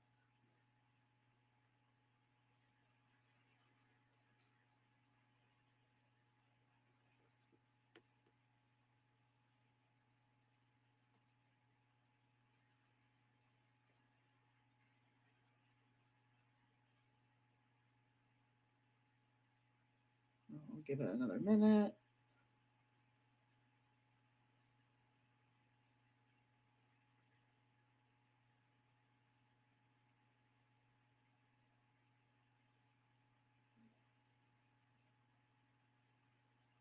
Alrighty. So if you chose C, you're correct. Make sure that to remember that you need to have the term local when you're declaring a variable. All right, let's continue through and look at loops. There are three different types of loops in Lua, but in this workshop, we will be covering only 2. In this example, we are looking at a while loop, which only runs if the logic of the while loop is true. This is our declared variable x, and it's set to the number 5. Next, what we have highlighted is the while statement. We are checking to see while x is greater than 5, do the following. What we have for the following is printing the value of x and subtracting it by 1. We need to add some sort of way to prevent the loop from infinitely looping, or unfortunately, the script will crash, and that is not fun. So in this case, in order to prevent that, I just subtract 1 from x. And after the loop is finished, the print statement will print, which is just liftoff. Here's another example of a loop, the for loop. What this does is it loops through a table of values, also known as arrays, like I've covered before. X is our declared variable, and it's set to an array of values. This is where our loop is declared. Our loop is declared. So I is the index in our table, while v is the value that we are currently looping through. We call in pairs with x, so that we can go through each of the values in x, with its pair being the index and its associated value. The for loop can only loop through tables, mainly used with can only be used with like tables or dictionaries, arrays, contents of a folder, etc. After the loop is ran, the print statement at the end will print, which is liftoff again. Alrighty, next, let's talk about functions. Functions are primarily used to help prevent code from being repeated and making code easier to read. We declared that this is a function with the term function. We name our function. In this case, I just named it my function. And we can pass in different parameters to this function, like a number, instance, Boolean, whatever. In this case, I don't have any parameters. And we put the code that we want to run when the function is called in the function's body. In this case, just print hi there. And after we create our function, we call it so that the function runs. Here's an example of using a while loop that we used earlier. We call the countdown function that we created and pass a value in. In this case, I pass the value 5, and it will loop through and count down and print liftoff when complete. I can change this value to be anything such as 1, 10, 100, whatever you would like. Roblox has a lot of pre-built functions that you can use in your game. For this talk, we'll be discussing about the get player from character function, a very common function that a lot of creators use. This is the name of the function, get player from character. This is what we are passing as a parameter. In this case, we are passing the instance, which is a character of the player. And this is what the function is returning. In this case, the player instance. Here's some example code. First, we want to get the player class. This is where the function comes from. Next, we are declaring a variable that holds an arbitrary character model. Next, we will create a player variable and pass in the arbitrary character variable. And next, we will check to see if the player is not nil, and if it isn't, print its name. And this is the final area I'll be covering, which are events. And again, there are a lot. You can think of events where a certain event occurs, like hovering your mouse over a button or touching a part, etc. So for instance, want to check to see if a player joined or left? Roblox has you covered. Use case for this is to manipulate players' data, like loading or saving it. Want to see if an object was added, for instance, to a folder or model. Again, Roblox has you covered. Use case for this is for instance, if a coin is added, you can use that coin that was added to animate it. But the one that we're mainly looking at today is the touched event. The touched event, you can use it, for instance, if I touch something, it's going to return what the part that touched it. So this is what the event name is, touched. This is what's going to be returned to us when the event is fired. In this case, the instance that that touched the part. And what is returned is the event connection. Here's some example code that we can use for this. This is the object that we're going to be working with. So if you create just a part in the workspace, this is the function that we're going to be using when the touched event fires. So when the event fires, I want to get what the name of the part was. And this is what we're going to be used for calling the touched event. And this is going to be connecting the function when the event is fired. Here's an example of using a previous example that I brought up, which is going to be using the get player from character. We can use this code that we made earlier for identifying what the player's name is. So notice when we call get player from character, we pass a part.parent, because when we want the player from the character, we need the character itself, not the character's foot. All right, that was a lot. And that's just the beginning of your programming journey on Roblox. Here's 4 objectives I have for you after this workshop. So number 1 is referring to the creator docs. It's going to be your best friend. If you're stuck on a coding issue, for instance, taking a look at the documentation will help you it'll help you see the different use cases for what the functions and events exist for the instance or services that you can use. Number 2 is understanding and applying the server-client relationship. So this is a little more advanced, but essentially, those cool UI frames that you would see in different games that would show you how much money that you have, or how different things happen after you drag one part from one side to the other. This is where the server-client relationship comes into play. While I can't go into full detail of what it is, it allows for the server to communicate with players, displaying different values, different functions only the client can do, and much more.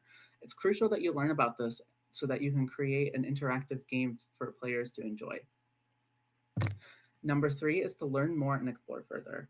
One way I learned to program more complex games was exploring further, whether that be applying different data structures, creating my own objects with object-oriented programming, again, a little bit advanced, but you'll get there eventually, and much more.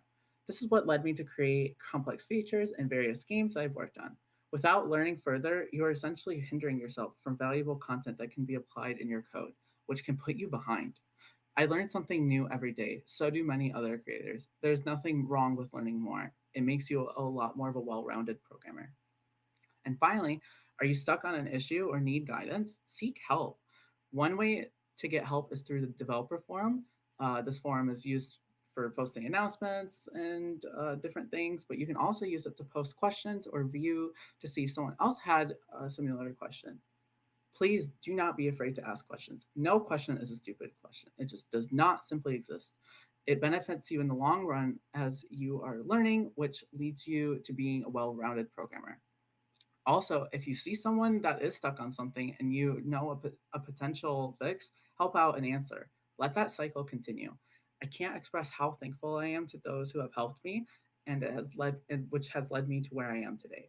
I always love to help out whenever I can, so you may see me one day answering your question. Also, another way to get help is through Roblox's newest AI assistant.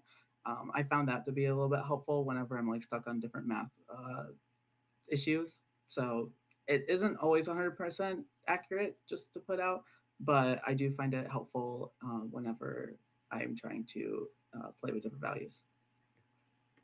Alrighty, and here's the final challenge. The question reads, which one of the following ways are helpful resources when you're stuck? Is it A, Roblox Assistant? Is it B, Roblox Developer Forum? Is it C, Roblox Creator Docs? Or is it D, all of the above? I'll give you like a minute.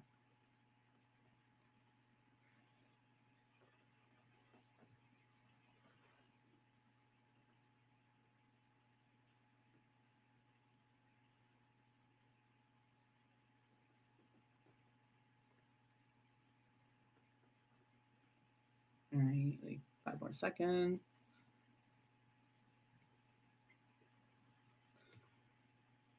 All right.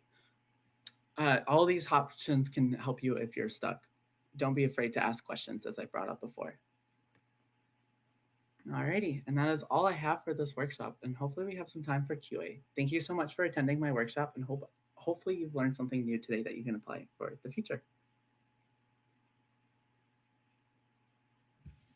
Thank you so much, WooleyWool. That was an amazing workshop, and I'm sure so many people learned a lot about what the intro to programming is about. And yes, we do have a lot of time for Q&A, so I hope you are ready. How are you feeling? Oh, I'm ready. Bring it on. You ready? All right. So our very first question is it hard to program? I want to make a game, but I'm not sure how to code well and program.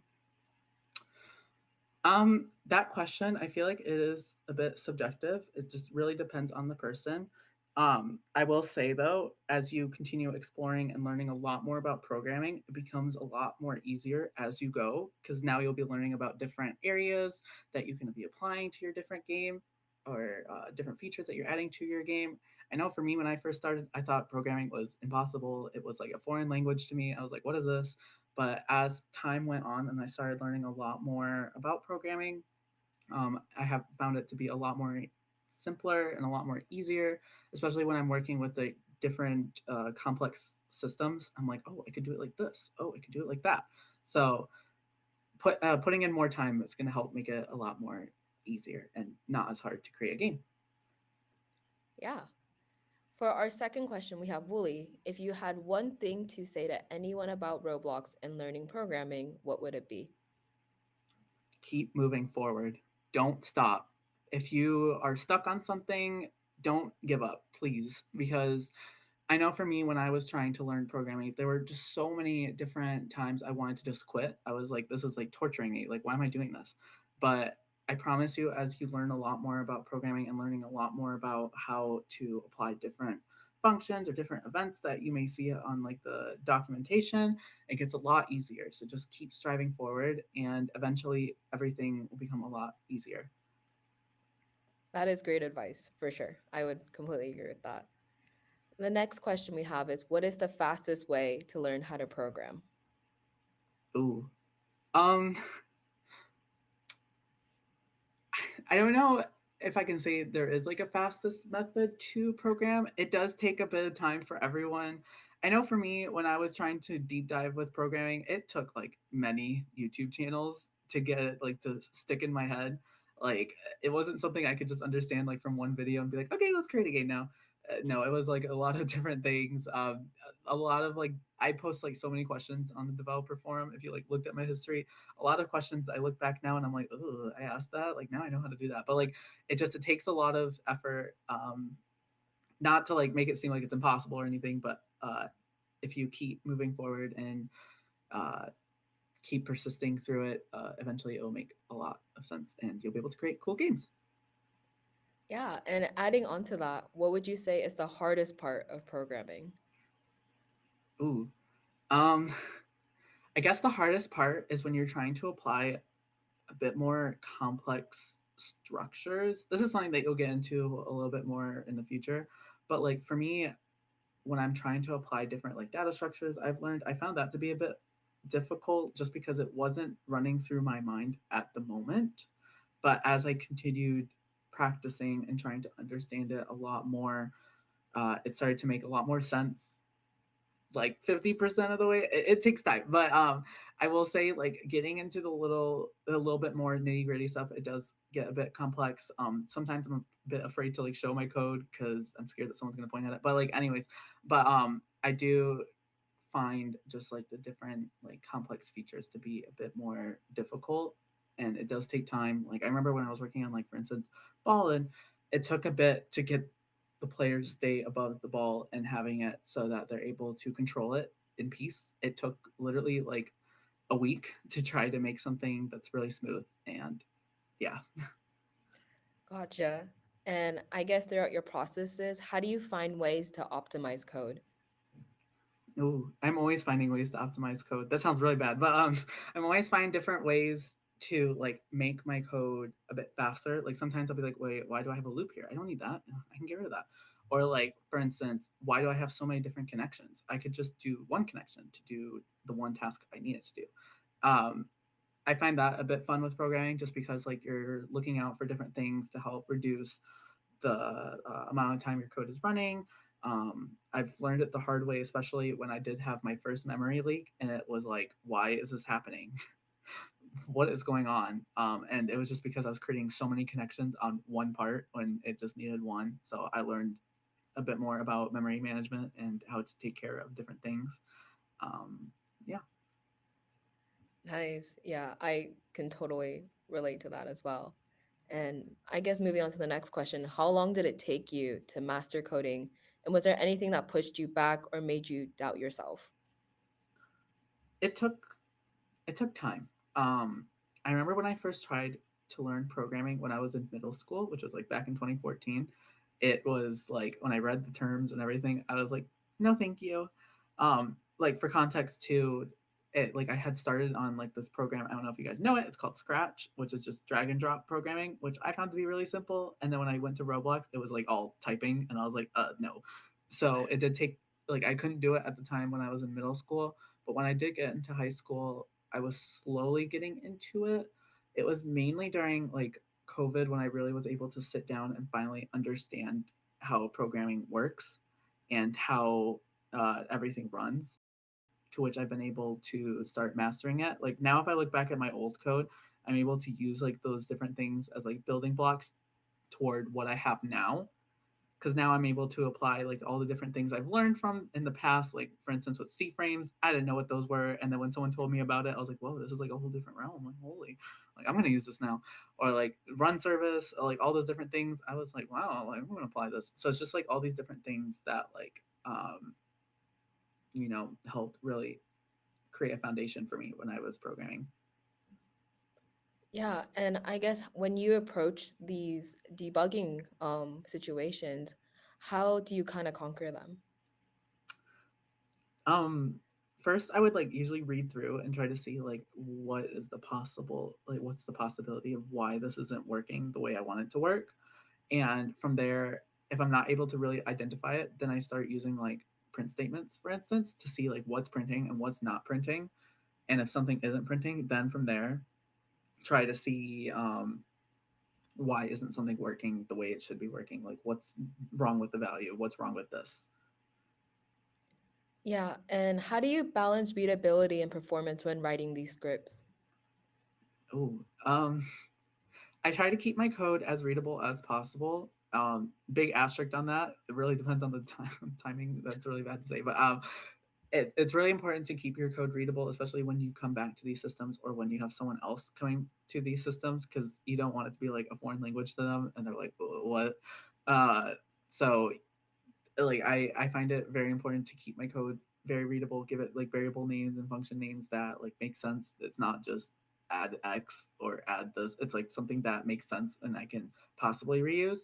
And as for performance, I do work on trying to improve performance as I'm writing code because I don't want to have to come back, especially at the very end when it's all done, and have to figure out what can I do to fix this, I don't know, 10,000 line code to make it so that it's performant. Yeah. And going to this question, you might have actually answered this already in the workshop, but Mhm. just to specify, what do variables do in programming? Variables essentially store the different values that you may be using. So, for instance, you can put like a part in there as a variable and be able to call that variable so that you are able to change the part's size, the part's color, part's position, etc. Um, Variables essentially also help reduce the number of things that you're typing. You're not like, for instance, if you have a base plate, you're not always having to type workspace.baseplate over and over and over. That's actually one of the things that's I didn't get to bring up in programming, but there's this like um, saying called dry, which is do not repeat yourself. And so essentially using variables prevents repeating yourself. And same with functions. Yeah. And for this next question, I can actually help answer this. Someone asked, hey, I want to look back on this video later, but obviously we're live streaming right now. To answer that question, we are actually also recording on YouTube on our Roblox level up account. So if you guys are interested in looking back on any of our workshops, feel free to go back on there and look through. And our next question that we have for you, Wooly, is what are some common pitfalls to avoid? Um, Common pitfalls. I guess one of the big things I want to say, I hope this answers the question. Don't prevent yourself from learning something new. I hope that kind of answers it because, like, for instance, if you are preventing yourself from learning something new, you are losing the chance for valuable experience or valuable content that you can apply to future related projects. And it also can like put you really behind. So I would say that is like a really big pitfall that a lot of people do. Like I am a bit guilty of this when I first was starting. I was like, do I really have to learn this? Do I want to? I do this sometimes. I'm like, is there another way to do it? But like, I promise you, like, if you avoid doing that and like just dive in, put some time into it, it will all make sense. Yeah. And another question is which is better for camera delay or other camera manipulations, lerp, spring, or tween? Um, I can't like give 100% of an answer. It really depends on the like the use case for it. Like whenever I'm like manipulating the camera, I like to use tweens just because it's very nice and very smooth. I've used lerp before for like if I'm trying to tween like various different objects or like just trying to keep it so it's just one tween instead of like a bunch of tweens. It really depends. And how do you approach testing and validating your scripts to ensure they work as expected? Oh, no, this is a funny thing. I bring in my scariest friends to destroy my game. I will tell them, please break the game. I find QA testing to be very helpful because I will know how to play the game one way, but I don't know if someone else is going to know how to play it the other way. So I want them to go in and destroy it. And it helps a lot because it does fix up a lot of the different oversights that may occur. And it will just ensure that when you do release your game, those oversights are taken care of and you're not having like a bajillion things to fix. And rather, you only have like a few. Yeah, and where would you say is the best place to learn how scripts interact with each other?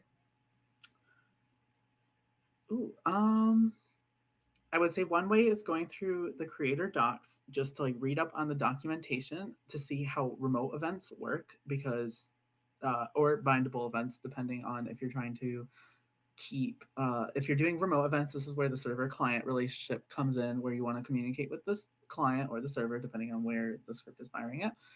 Or with bindable events, this is just essentially uh, running events within like the same like within the server only or within the client only. So reading up on the creator documentation will help get you a good start on it. From there, maybe looking at different YouTube videos to see like different use cases of the different things that you're doing would help just to get an idea of how you could use these different things to run your game. And from there, try applying it in your own game and see from there what you can do. Yeah, and what are some replacements for body force? Um, Body force. I'm not really sure on that one. I guess there's different constraints that can be used. I'm not really like 100% with physics related things. I will put that out, but I bet there are. They do say on like the creator documentation, if it is deprecated, I think it is for that one. What alternative you can use.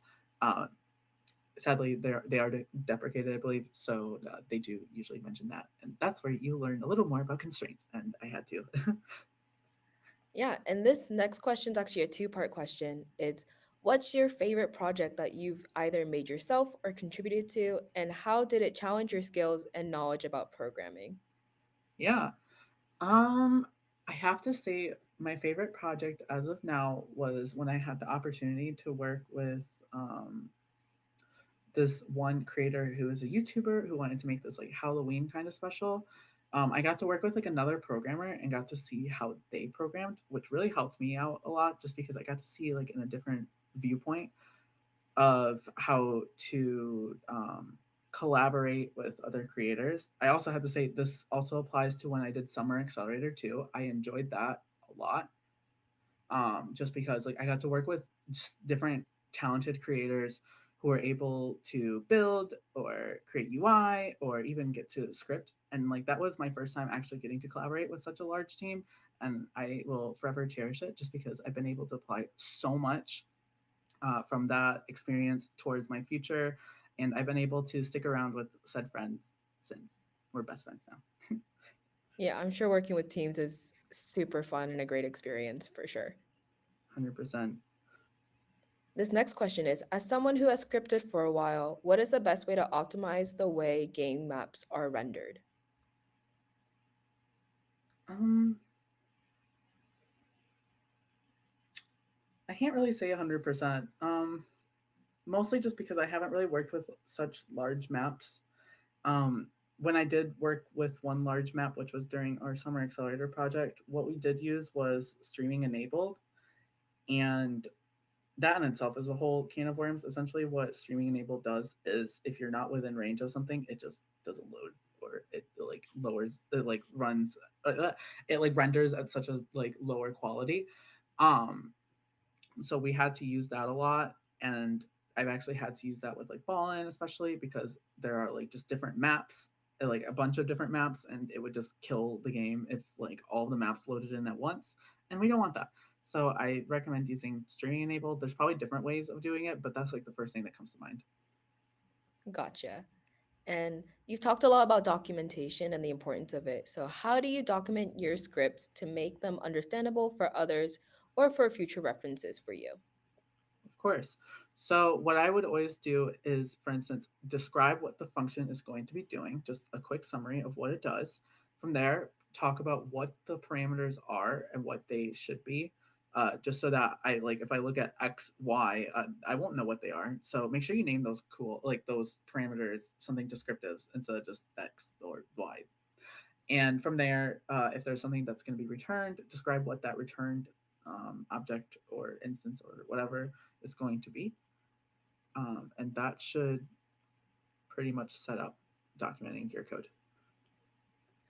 All right, we have two more questions that we're going to ask. The second to last one is, after learning Lua, what do you prefer is a good coding language to be learned as a second language, since all coding languages are fairly similar to each other, but what best suits someone who already knows Lua? Oh, uh, I guess like the next language I learned, like I've learned a few different languages. Like I've had to learn C, C++, and Python. They're all different. I guess if you want to like challenge yourself, maybe learn C++. That is the scary language, I will say, but it does give you a good foundation of how memory management works because you're going to be using that everywhere. So if you want to challenge yourself, I guess C++ would be a really good one. But if you want something that's really simple, then maybe like Python. Yeah. And as the very last question to kind of close up your workshop, what is a tip that you would give out to those who are starting out as devs? Of course. Um, I guess like the number one thing is when you are first starting out, and this is something that I've applied for every single game, you will always have like a huge picture of how you want your game. Like maybe, I don't know, you want to create the next Bloxburg or you want to create the next this, the next that. But when you do that, you're kind of opening up this huge realm of things that you have to create. And that is just a bit overwhelming for a lot of people. And eventually, sometimes you just won't ever release your game, which isn't really fun. So, what I recommend doing is always start small. Start with something small, have a basic game concept. And it can be very generic, but it just needs to start off with something small and try to get it out there so that you can see if players are going to want to actually play this game, because it would really stink if you create this giant game that you love so dearly and unfortunately no one plays. Unfortunately, this happened to me, so I learned it the hard way. But you know, start off small and try to create like the different features as you update it, to which it will lead to a bigger game. Yeah, that is amazing wisdom. Thank you so much for coming here and speaking today, for taking the time out of your day to come here and talk about your experience. I hope you had a great time, Wooly.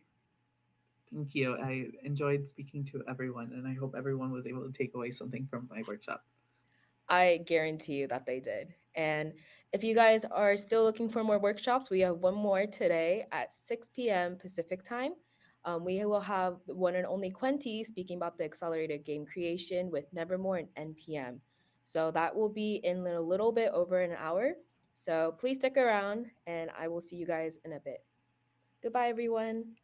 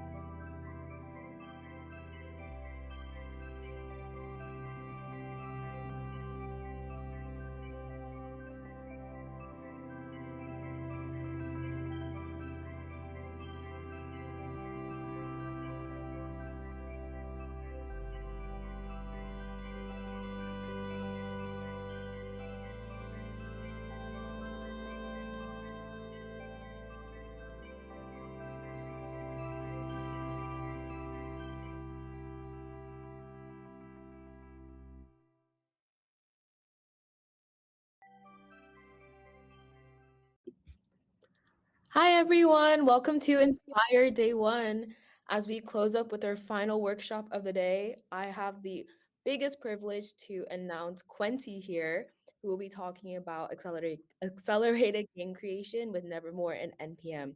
Quenty, how are you feeling right now? I'm doing well. I'm hoping this will be a really useful presentation, but we'll see. So, yeah, could be good. Yeah, that sounds awesome. All right, whenever you're ready, feel free to kick off and welcome to Inspire. Thank you so much. I really appreciate the introduction. So this is accelerated game creation with Nevermore and NPM. Um, I've been on Roblox for a long time. My username is Quenty.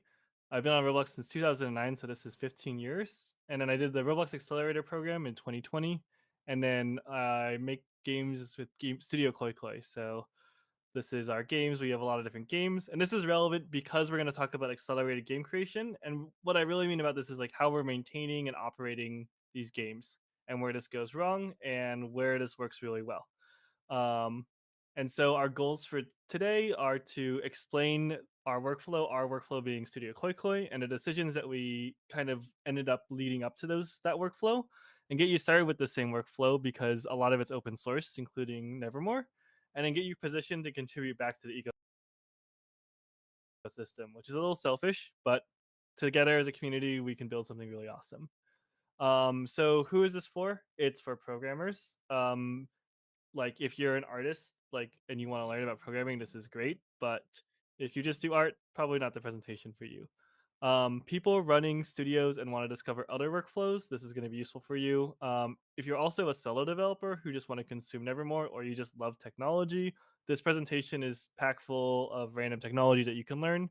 Additionally, a lot of people from industry, and by industry I mean the greater game development community or software in general, expect or anticipate a package manager and really can't work without it. And so this is going to be a really useful presentation for you. If you're new to Roblox and new to programming, then this may not be as good of a presentation for you, but there's still a ton of tech here that you'll be able to use and will be able to see. And you should just be able to copy and paste this directly from Nevermore. And so to get started here, I've got a completely new Windows machine here, and I've installed Roblox Studio and logged into GitHub and Studio, but that's about it. And so I'm going to show you how, like, basically how copying and pasting works from Nevermore, because this is the most obvious way to use this, and you shouldn't waste any other time doing something. And we'll also animate something cool with this. So I'm going to grab the Spring library because Springs are pretty awesome. We gave a talk about this earlier, and this is a ton of different code in it. You can search to Nevermore. We'll be going back to this in a little bit. But basically, I just copy this file here, and then I guess I'll be logging into Studio, which I won't do on stream, except for I need to drag this whole thing off screen. And hopefully we'll be able to log back in. I forgot my password. This is like a fresh Windows install, so okay, we'll drag this back here. Okay, so we've got a new studio. It's in light theme because it's newly installed. I'm sorry. And if a new place shows up, we'll be able to go ahead and take this Spring module, or really whatever module you want, but in this case, Spring's great, and we'll make a new script. Okay. And we'll also make a new module script. And I did like assume that you could figure out how to install Studio beforehand. So this is our Spring module, super useful. It lets us animate stuff. And we're just going to animate the spawn location up and down, which I think for a lot of people are going to be really familiar with the sort of animation. But just a great demonstration of like using Roblox and how to copy and paste code, which we're going to require to Spring. And we're going to recreate this later on using this other process, which is going to take a lot more time. Equals spring.new. So we're just going to animate the position here. We're going to remove the damper and we're going to set the speed to like 10. And then we're just going to set the velocity to something nice and big, like 10. And then every frame we're going to set the C frame of this. And so we can just read spring.position here. And this hypothetically will work. It'll animate this thing up and down, hopefully, which is, yes, absolutely what we're doing. And so there's tons of different libraries here that you'll probably hear about or see other people use across Nevermore, and a lot of them are copy and pastable, which is pretty great. So you can copy like, an Excel tween or something to animate things. It's usually just a straight Lua file, and you can just copy and paste it into a module script. And so I want to get this out of the way because this is probably the easiest setup that you can do. That in mind, let's talk about why we do something more complicated than just copying and pasting, because copying and pasting is obvious. We're going to use this fresh computer I just set up to get started with the ecosystem with using these packages. Like, there's more complicated modules that are not easy to copy and paste, and we're going to show an internal peek of our workflow too. And so what's the background here? Making games has two components. There's an artistic and unique systems component, basically your core loop, your artwork, your game loop, everything about that. And then there's boring stuff you don't want to do again, like validating and debugging your data store system, or writing a command system, or a ton of other things. And so basically what we want to do is we want to spend as much time as we can on core loops and mechanics, and as little time on like data store saving systems and like messaging systems and matchmaking. And Roblox actually provides a lot of this stuff out of the box. It's why it's so fun to make things on Roblox. But you'll find that even then you have things that you copy and move between games, and you need to maintain those. And so I think the first thing to realize is that really you can de-accelerate your game creation by using this technology. Like, it's a really big process, and I'm not even sure if we've accelerated our stuff, but we definitely can't maintain and work on the amount of things we're working on without this. And so basically our studio's been using this for a long time, and there's a ton of pain points here. Upgrading Nevermore is like really painful for our studio, um, and we tend to break stuff with it. Now this is pretty invisible to our player base because we'll fix it very quickly, but every time we do this it makes people in my studio a little unhappy. um, that being said, at the same time, we're maintaining 5, 6 games, and we contribute regularly to things like Holiday and other one-off experiences with high qualities of technology that just wouldn't be possible otherwise, without this tech. And we also share events and other ideas throughout our games. So you'll find that we have multiple experiences positioned within the same genre. Like we have 2 ragdoll games here. We've got like 2 boxing games here, too, that you normally wouldn't be able to do uh, in Roblox, and this gives us a market advantage too. But I'm not sure if we've hit our goals yet, so that's why I have all these disclaimers. The other thing is it's very easy to break all of your games. So when you fork your code, you don't tend to not break your games, and we'll talk about how to use package managers to mitigate this in the future. So what's like the vision if we're being pretty negative about this whole experience? Basically, we want to be able to download a car.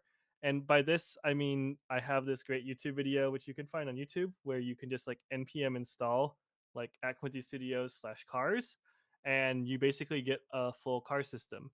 And so this car game that we have, we made in an hour. And the way we made this an hour wasn't that we made the cars in an hour, but these cars are just a package that we installed. And it is basically an empty base plate with cars in it and some marketing on top. And so we've still been working on bringing these cars over to like a full featured game. But this game has like a great set of, you can see it streaming in here, but this game has a great set of like technology that we're using and we validated in this game. And so this is the sort of thing where we can install this and get this set up in like a minute. And by the end of this presentation, we'll be able to show you how you can do this too. And this lets us put these cars in other games, which you'll see these in our ragdoll games too, but they're not in the boxing game because getting hit by a car while in a boxing fight like doesn't make a ton of sense. Um, and so that's sort of like the vision. The other thing is if you come from a web development background, using npm is really amazing. Like in Roblox, you can't really just install like cars or UI libraries or authentication or databases and have it all work together. And with npm, generally, you can do this. There's still like glue code and stuff, but I can just install like Passport, which is OAuth.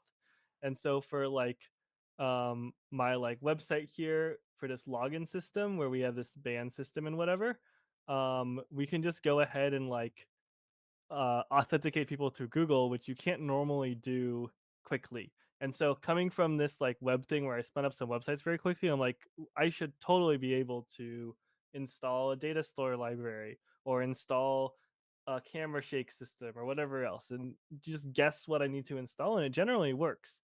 And this is like really, really productive for the web. There's a lot more websites. And so this is sort of the vision that I had. And so really maybe another title for this presentation could be Accelerated Game Creation for all of Roblox with Nevermore and NPM, which is to say like if everyone joins in and helps contribute packages, and some people already have, like I can install Boat Bomber's like highlighter library and just syntax highlight stuff, which I believe I do for a plugin that I have.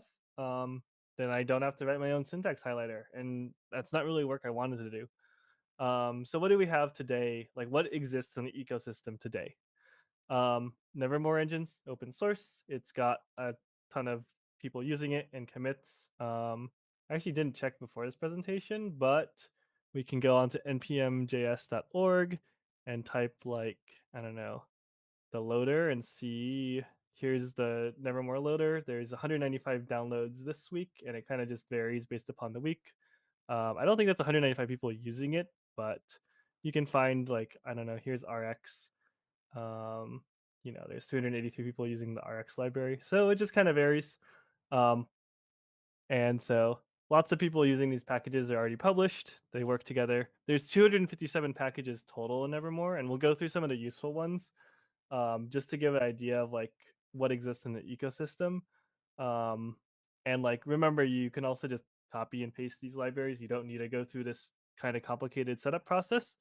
But useful stuff that we have here include like made for cleaning things, reactive programming, which I gave a talk about last year, binders, springs, which we just showed you the spring in this demonstration, promises, octrees, blend, and data store. If you just scroll through here, you'll find lots of interesting stuff. Like this button highlight model generalizes buttons and GUIs, which is really nice.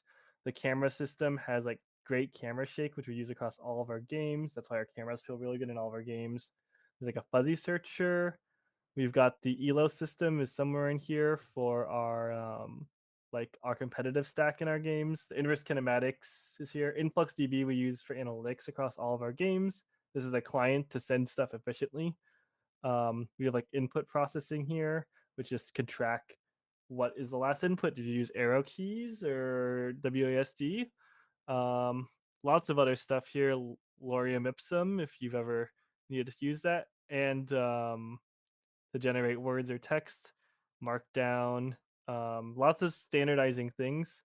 And so this is a general list of just a ton of different utilities that you might want in a game, like probability if you want to pick certain things, or random utils to select things, queues. This ragdoll is open source, some of our ragdoll games, so core mechanic to these other games. Lots of other stuff here. And so generally we've got a lot of things. Oh, people really like viewport too, because this is just a viewport that renders things nicely in a viewport. And it's all battle tested too. We've got millions of sessions every day being used through this system. So that's what exists in the ecosystem. Plus there's a ton of stuff. And then internal to our game studio, we have another 200 packages that are much deeper.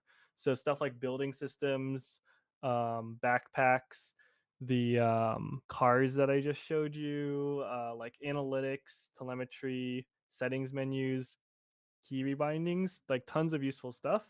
And these are things that if we open source, we just be open sourcing the full game, so we don't. But this is the sort of like technology we can build up and take between each game, and it's very useful. Um, and so our goal is to accelerate your development with the same process as this, and initially just to grab these open source things. And then eventually I want to just be able to like yoink other people's things so I don't have to write it myself. So once again, getting started with code reuse and then npm. Once again, just copy and paste the stuff.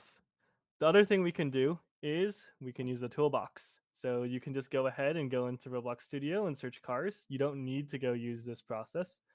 So why would we even use npm in the first place? The answer is like maintaining the code gets really expensive. So if you actually have more than one game you're trying to maintain, this becomes a problem. But if you don't, then don't bother with this. So when you're maintaining more than one game, you end up with like 5 or 6 different Git repos with your code. So we'd have like a dialogue and a holding and like a few other ones, like I think the lighting system.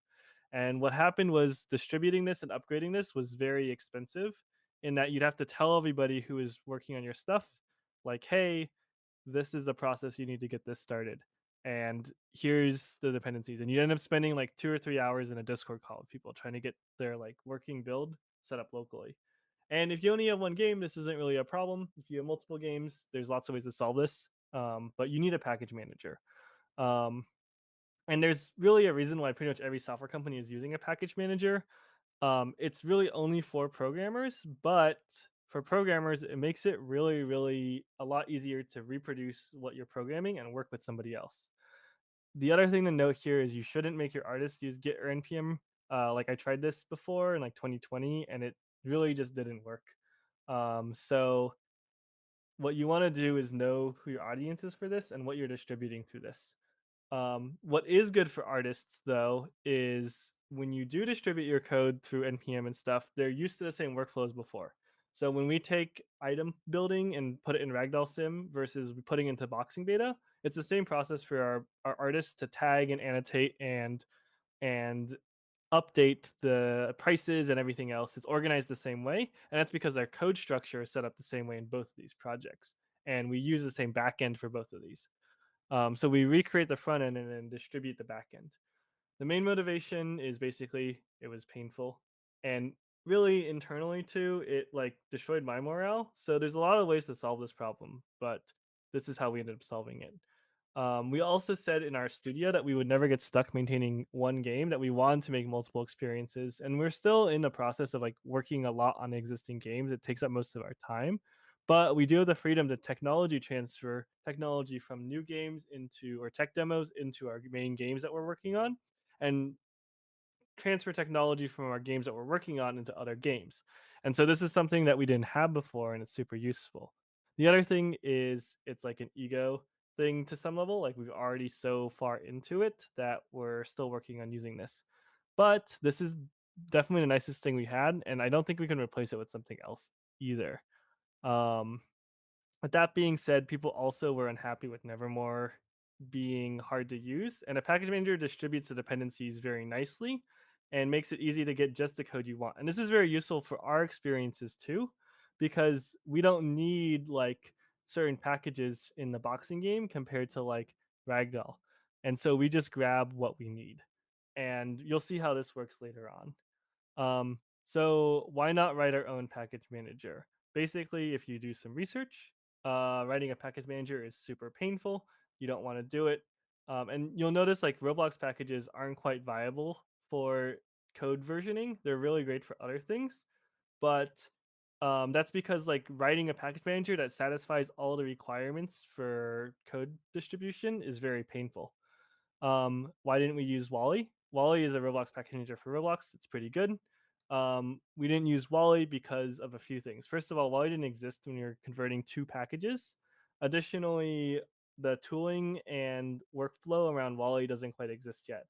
And it still isn't quite mature enough to support the like multi-package distribution that we have with the amount of games that we have.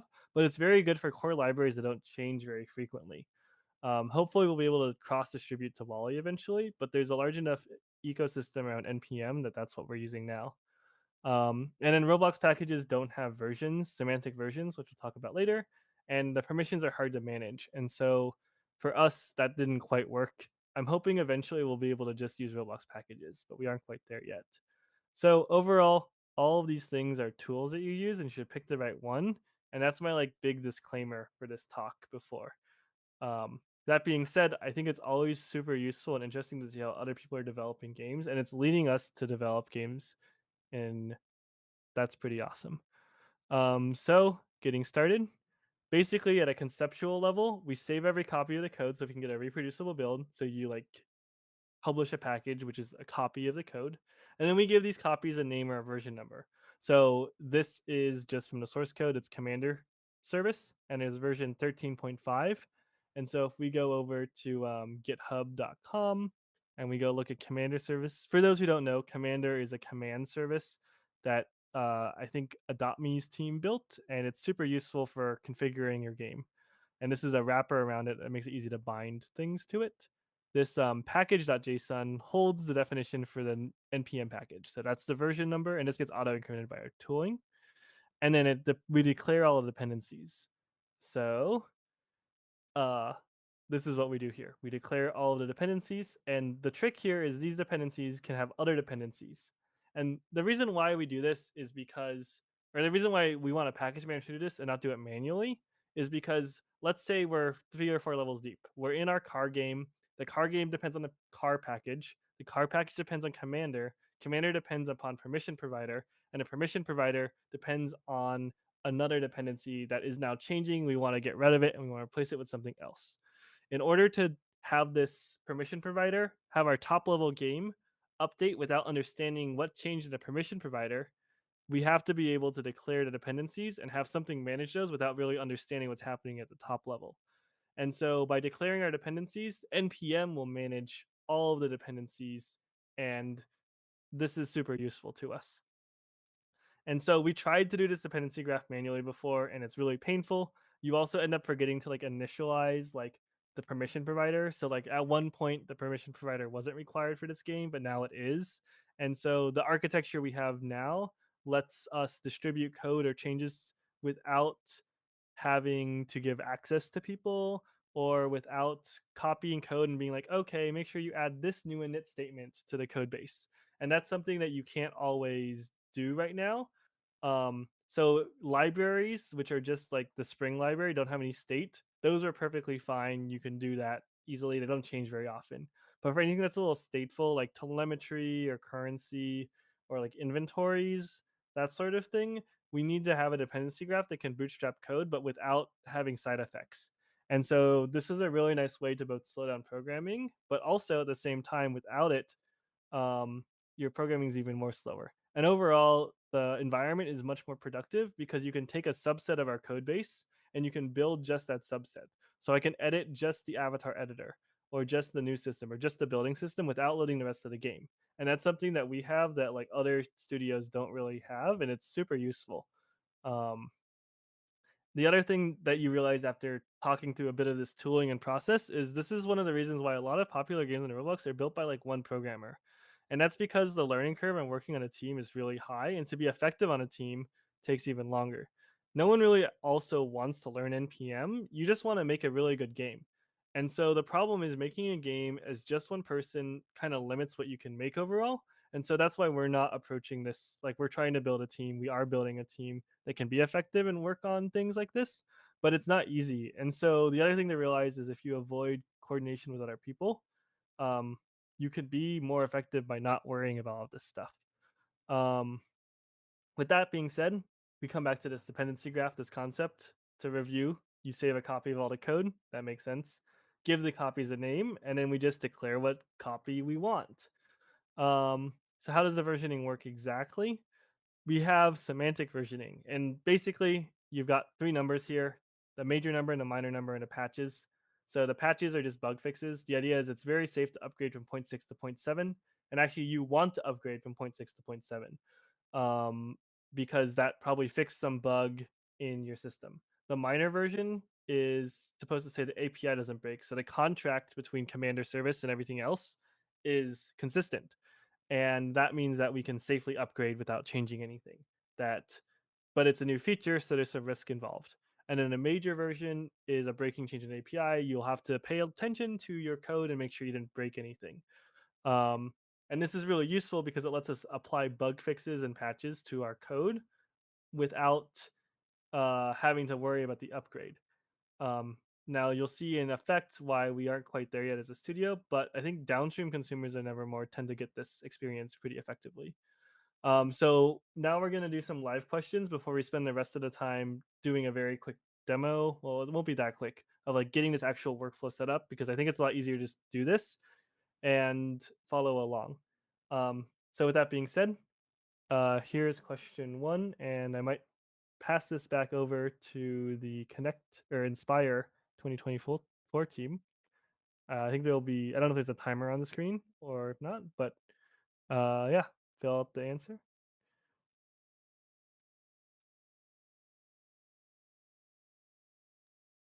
And then at some point we'll transition whenever it's decided.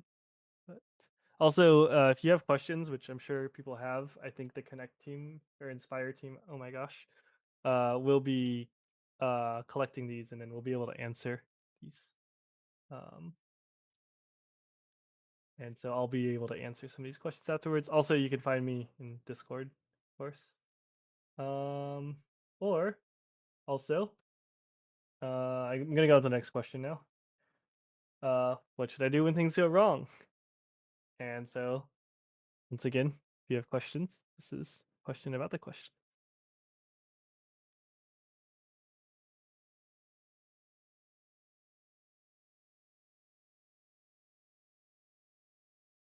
So, that being said, I think it's probably enough time to answer. All right. So for real this time, let's get on with the actual presentation. And this is from a fresh install. So here's some resources. The big one is we're just going to go to the documentation and we're just going to follow this doc installation process.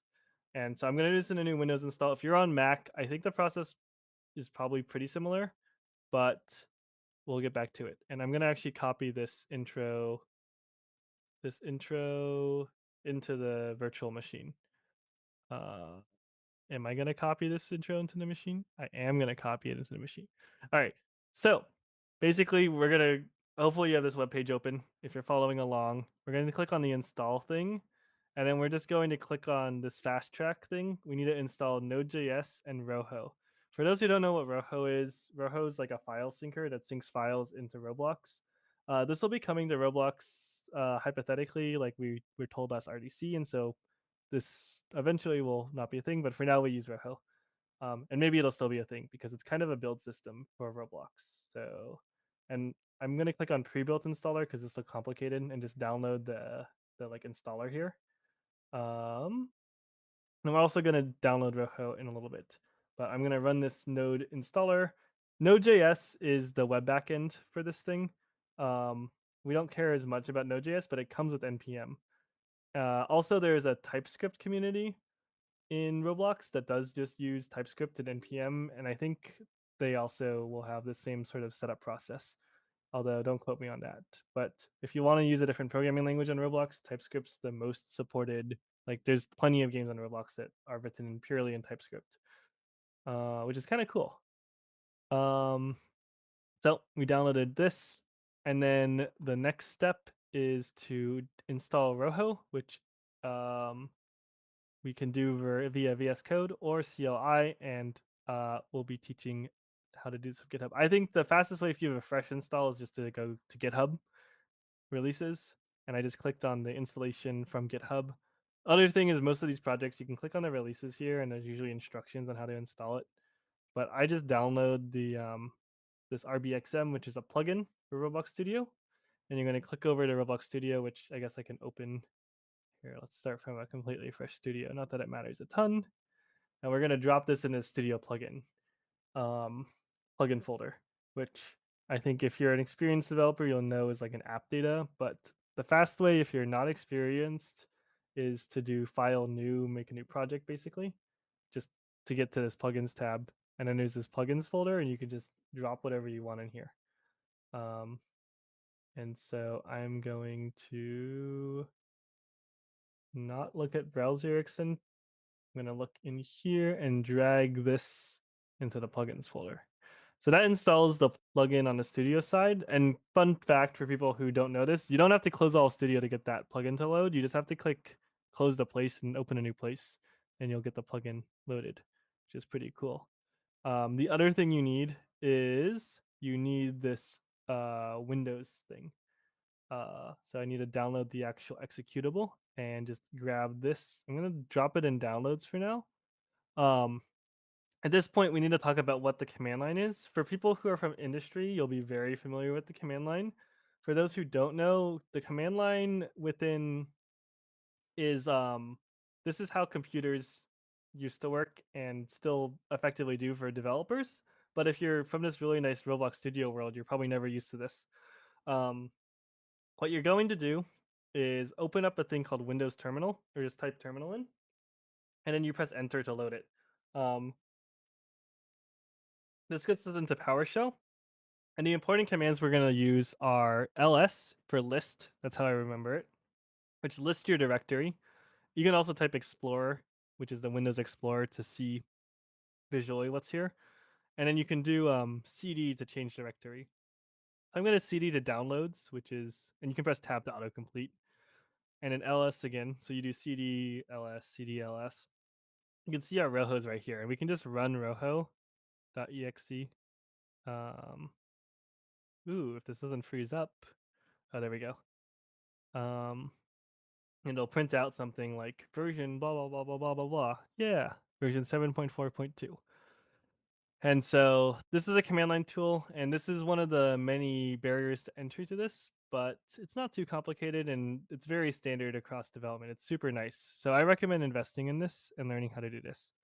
The other thing we're going to do is, where do these commands come from? Like when we do ls, where is this coming from? That's coming from the path. And so for a long time when I was working in industry at like Microsoft or wherever, they would tell you to like go type edit environmental variables in your account, which I recommend doing if you're following along.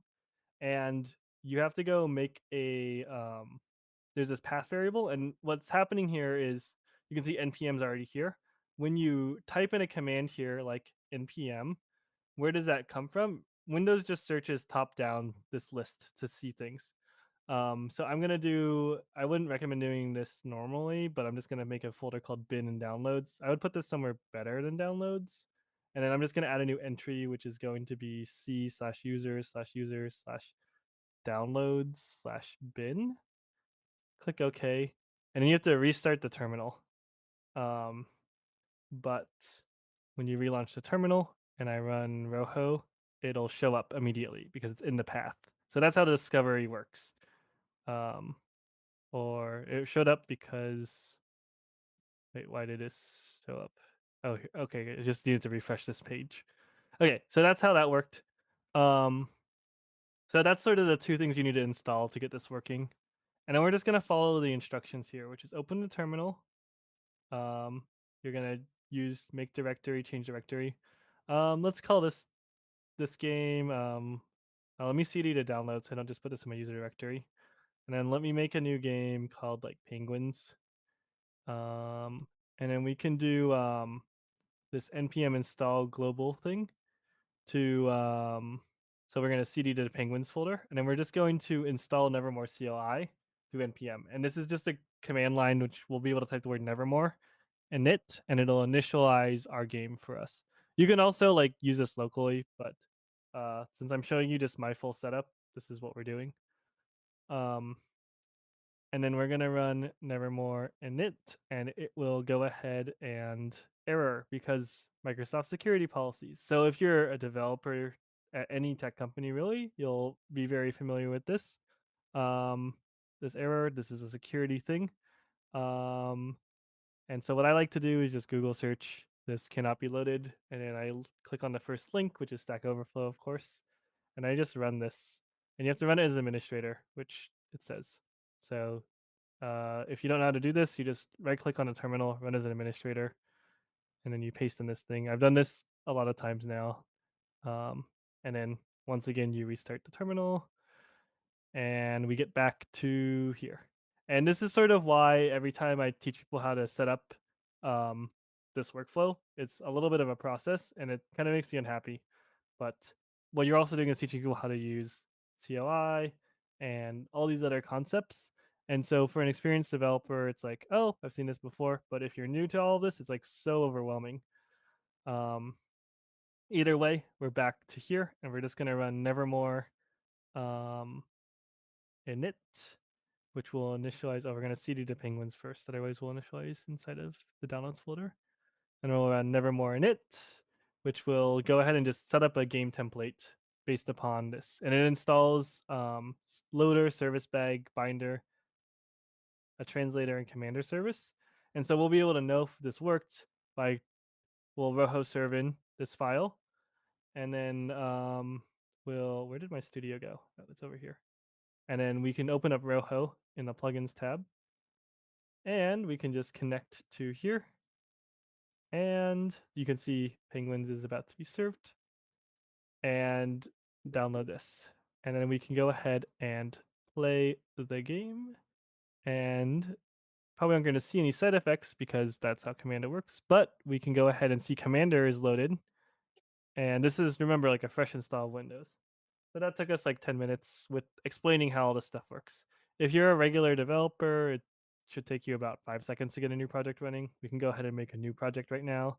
We can call this one like, I don't know, Lions.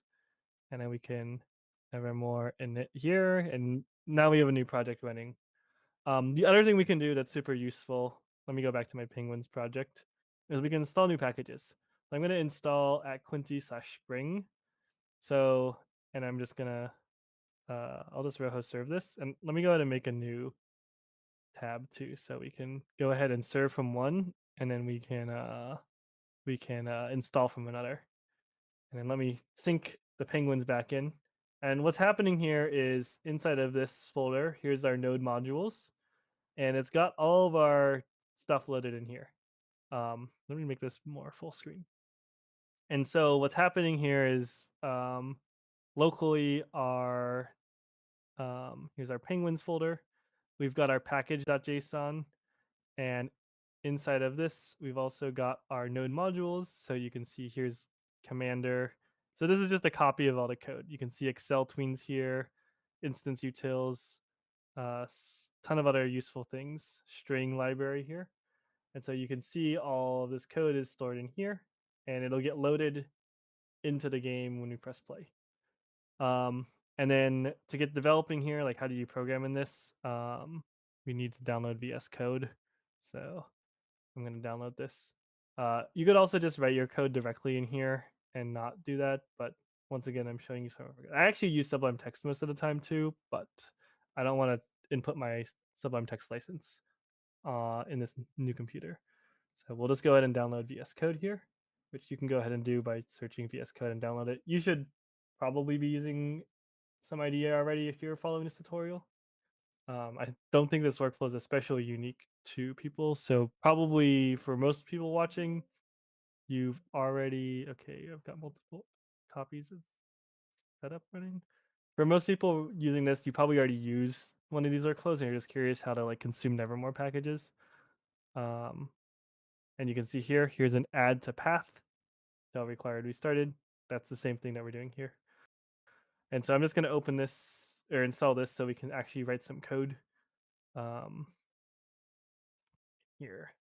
So yeah, there's like 10 different ways to get this stuff set up, but it's all pretty standard tools in the industry, so nothing too insane.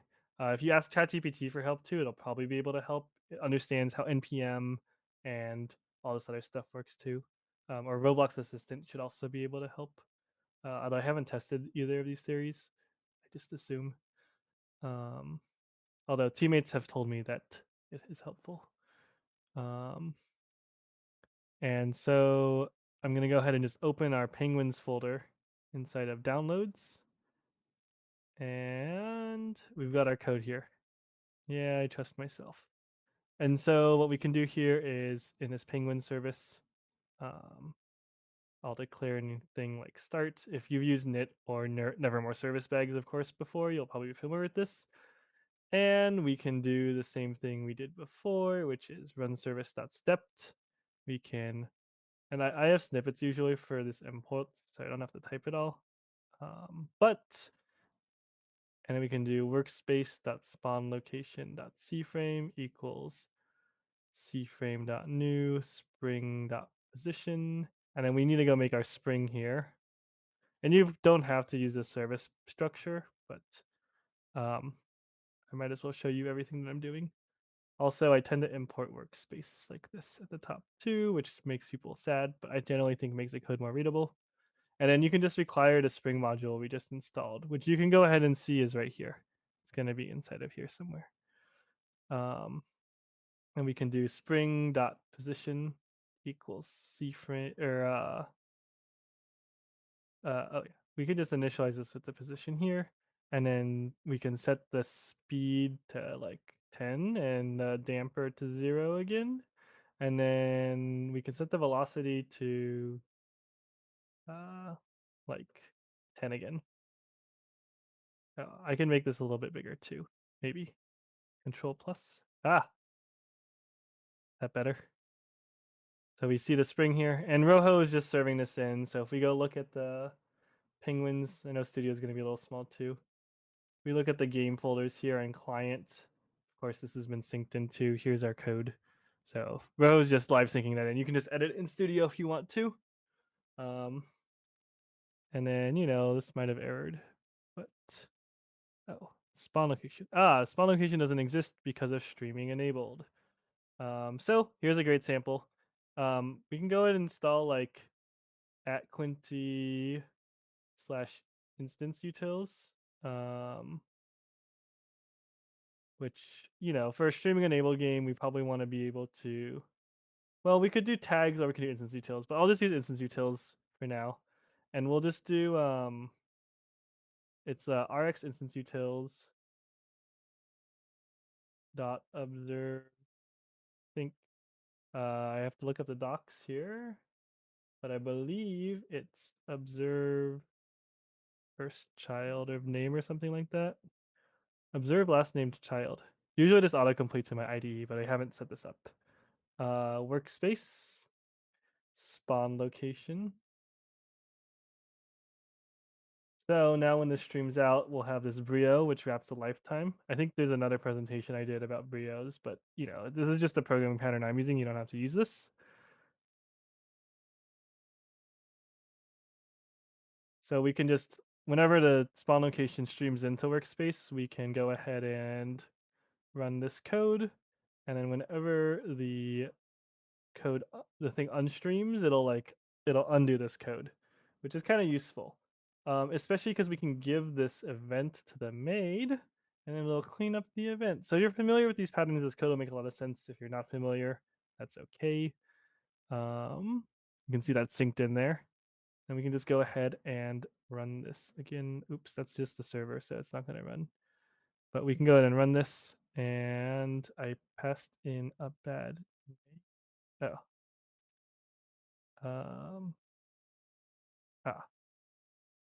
I need to declare the class that I want to. So I want the spawn location named spawn location. And now you can see this is moving up and down on my client. Now you can actually see my client's not synchronized with that. And so probably what we want to do here is velocity equals spring.velocity here. And then we probably would want to like time sync this so we can install like the time sync service and so forth. But you can sort of see how we can start to like install whatever utility libraries we need. Like if I needed to synchronize the time for the spring or whatever, I could. And you can see now that we've got like this spawn location moving up and down. Maybe other great demos that we can do are we can install like a camera stack. So we can install at Quenty/camera, or let's install like this is probably good. So we can install this camera stack service, and you just initialize the service to the service bag, which there's a documentation on this. And then we can do like task.spawn. I don't know.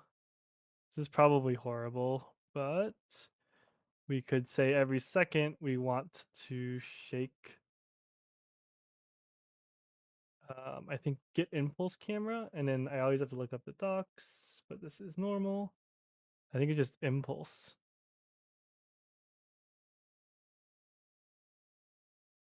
So we could shake the camera with this.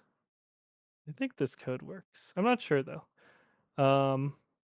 And so we can just install the camera package here and get camera shake, maybe. I think that was not enough impulse. I think.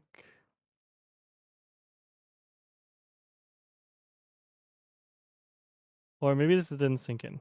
There's like two options here. It didn't sync in. So sometimes Rojo does this thing where it doesn't sync your stuff, and then you have to kill it. And no one's really happy with this. I think I patched this in my version of Rojo too. But oh, I know what happened. I didn't save this file. Okay. I just had to save the file. And this will add like a ton of camera shake to the thing. Yeah, you see my camera shaking a lot every second now. So there's sort of the trade-offs you get. You have lots of different ways to install things. So that's the accelerated workflow. You install packages that you want, you read the documentation, and you can get like great functionality within here. I think other great stuff is like this commander service is really good for debugging, and it's auto permissioned to your stuff. So like you can I know this is like really chaotic now, but you can like kick your character, kill it, whatever, teleport to people. We use this all the time, and you can write your own commands very quickly. Great functionality. Blend's a UI framework thing that we use a lot.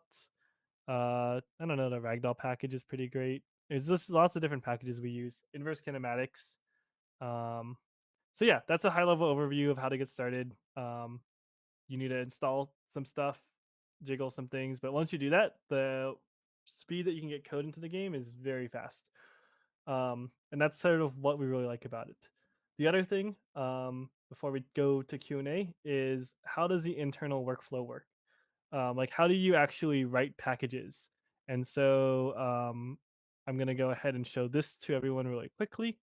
We're going to download Git for Windows. So I'm going to clone Nevermore and just get Nevermore like building for everyone too. And I'll talk about like, this is a little bit more complicated process. But if you want to back contribute, or if you want to set up your own package repo, this is how you can do it. And this is more for like experienced developers.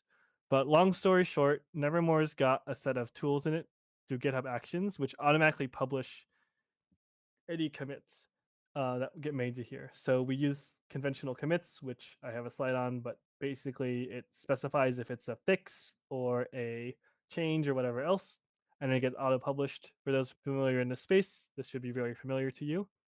And then basically this gets auto-published. You could just copy Nevermore structure to get auto-publishing NPM packages. And then before we auto-publish, we lint the code and make sure it's running and run some tests and stuff. Pretty standard practice. And so actually we don't run the tests, but we should run the tests. And so what I'm going to do is git clone. Oh, I need to restart terminal again because we installed a new CLI tool. But I can go ahead and clone Nevermore down. Nope, Nevermore is not installed. I need to click next.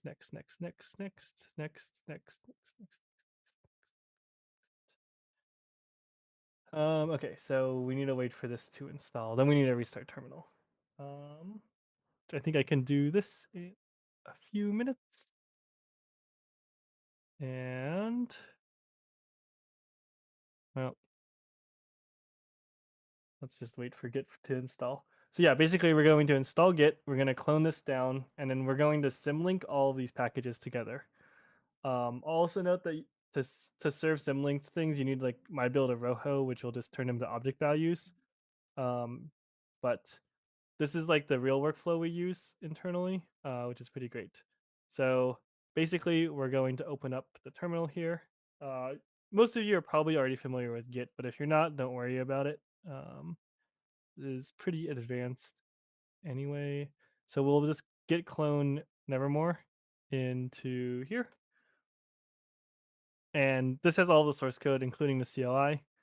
And then what we can go ahead and do is after this is cloned, we're going to, I think there's instructions here too in the documentation on how to get it set up. Yep. So basically you're going to clone the thing down, and then you're going to use afmin or foreman to actually use the tools. But long story short, it just expects a custom build of Rojo, and that's like documented here, I believe. And then we're going to go to Nevermore, and then what we do is we each of these source files here. So let's go to Excel tween. Needs npm install ran on it, so it can install like a symlinked version. And what this is actually doing underneath is when we look at this, it's making a node modules folder. Oh well, there's nothing in Excel tween, but like let's cd to like commander service, and like install commander service. So if we go look at commander service, there's a node modules now, and then there's a symlink to all of these. So it's using the source code locally. And what this really lets us do is when we modify one thing inside of our packages, we're able to modify all of the code. So we just link everything together. And we do this by doing npx learn execute npm install, which just runs npm install in each of these sub packages. This is a standard like monorepo tooling, and basically this lets us just symlink all these things together. Then we can just Rojo serve a test folder for some of these. So like commander service has a test folder, and I don't think we have time to show this, but basically I just sync these into empty base plates and test them, and it's really great. So this is the actual workflow, which you should be able to derive pretty quickly by just CDing to these test folders, and it just runs like a test thing. The other thing you can do here is when you're in Nevermore, is if you're trying to make a new package, you can just cd to source, make a directory like, I don't know, blah is my new package name. And then you can cd to the blah directory and do nevermore init package, and it'll just add the new stuff to the package. Oh, and I need to add a description and stuff, but that'll just set up the files the same way.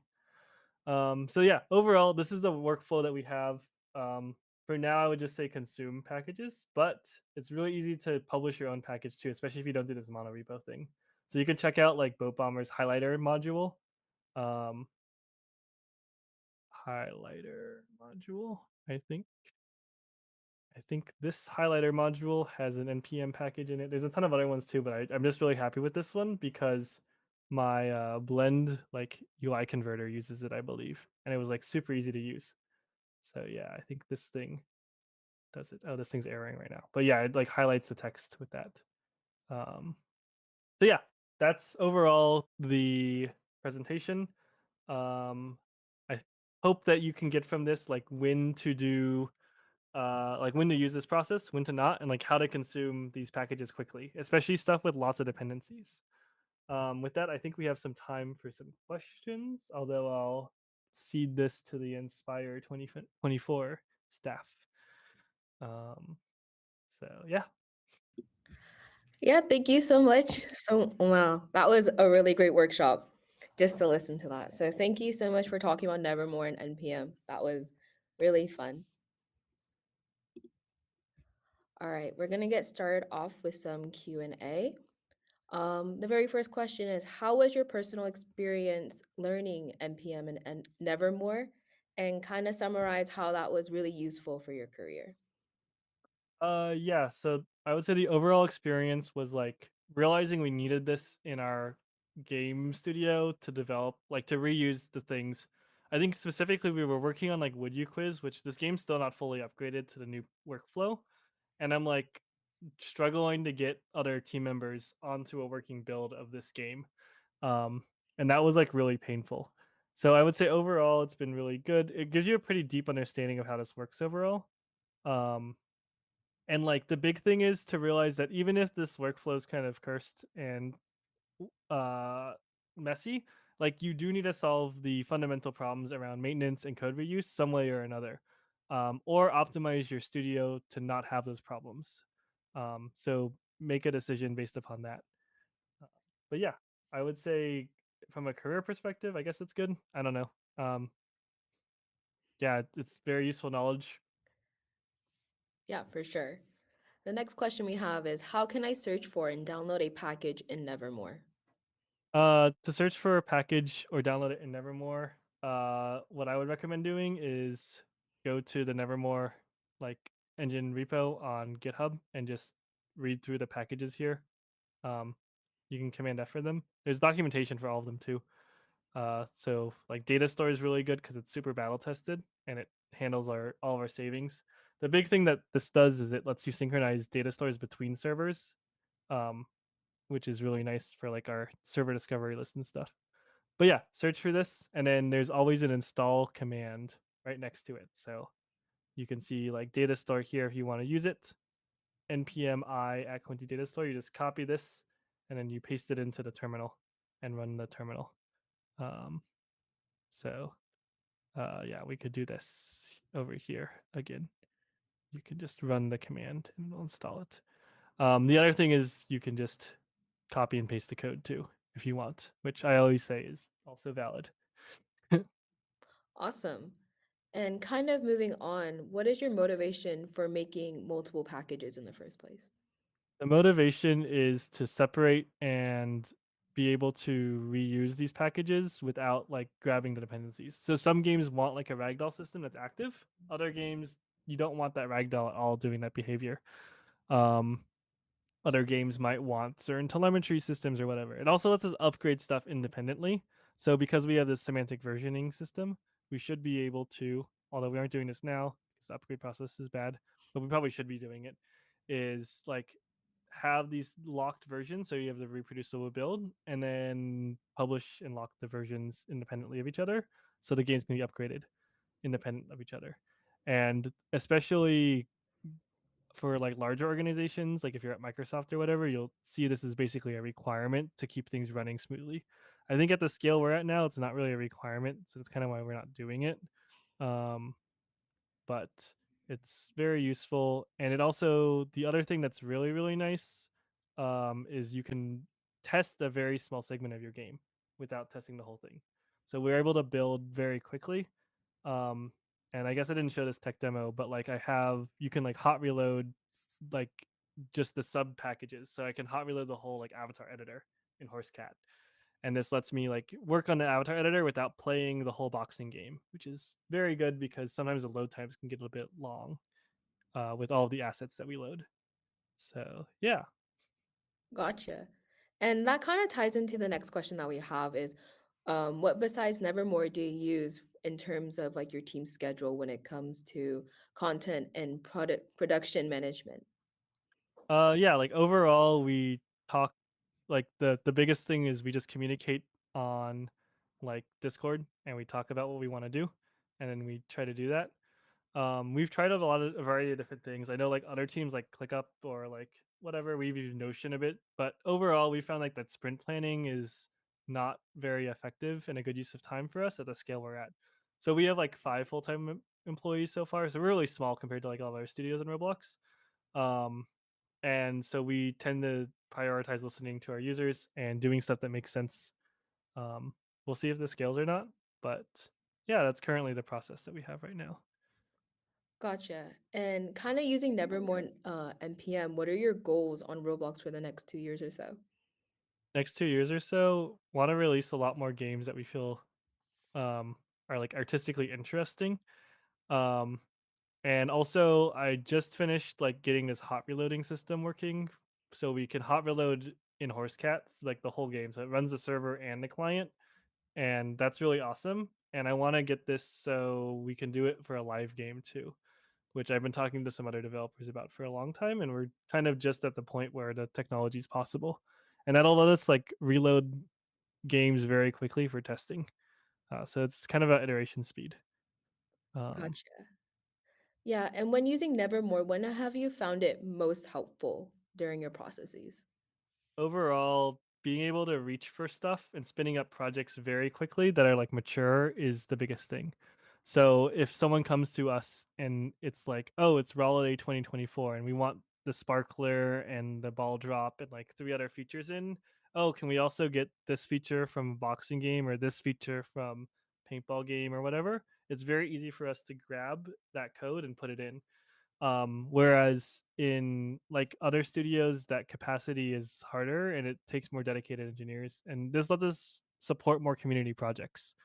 The other thing that would be awesome is like seeing more community published packages because a lot of people tend to not know how to do this workflow for good reason.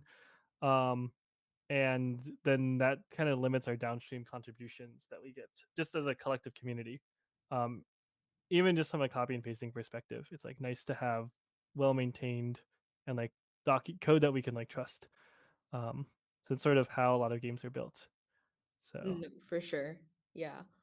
yeah, And this is kind of more of like your opinion. So, based off of your experience, do you think using an external code editor to edit Lua code is better than using Studio's in-game editor? yeah, I think it really depends. I know that's like kind of a cop out answer, and I'll articulate this a little bit more. Like basically, if you are coming from this point where you're just starting Roblox, I would say like don't mess with npm, don't mess with like VS Code or whatever else, and like you're completely new to development. It's like such a waste of time. Like it's getting in the way of you making awesome stuff, and you should make games first. But if you're at the point where you're like running into all of these things where you're struggling to reuse content or you're trying to like work in a certain way or whatever, you need to make this transition as jump. And if you're coming from industry too, just start with what you're used to. People from industry are used to these tools. And what you'll find is like these tools tend to be more supported. Like obviously Roblox's tools are really good, but like there's just a lot more of humanity working on like VS Code and using it. It's probably like I don't know, like every single large tech company is using VS Code at this point. And so it's you kind of get this trade-off between Roblox's tools being very specific and fine-tuned for Roblox's case, and then these general tools having many more integrations that like do kind of what you want to do. So it just depends on your workflow. And I think what the correct solution, at least, I mean, there's no real correct solution, but really what I think you should do is start with one editor and then transition to another, like when it makes sense. I mean, same goes for this package management stuff. I don't expect a lot of people to need or use this stuff initially. That's why, I don't know, maybe almost too defeatist of like attitude of like, oh, don't use it here or there. But eventually, these are problems and these are areas where you do find, oh, wait, I remember that was a problem and I know how to solve that. Oh, my game is taking 30 seconds, a minute, 3 minutes to load. I want to develop this avatar editor without that load time. Oh, this or that. Oh, I want to make more than one game. I want to build technology in one game and transfer it to another game. These are all problems where you'll remember that there's a solution and you'll be able to come back to this presentation or just remember to search a package manager really, and you'll find a solution for that. And so I think it's really useful just to see what other people's workflows are and lay that out completely for everyone here.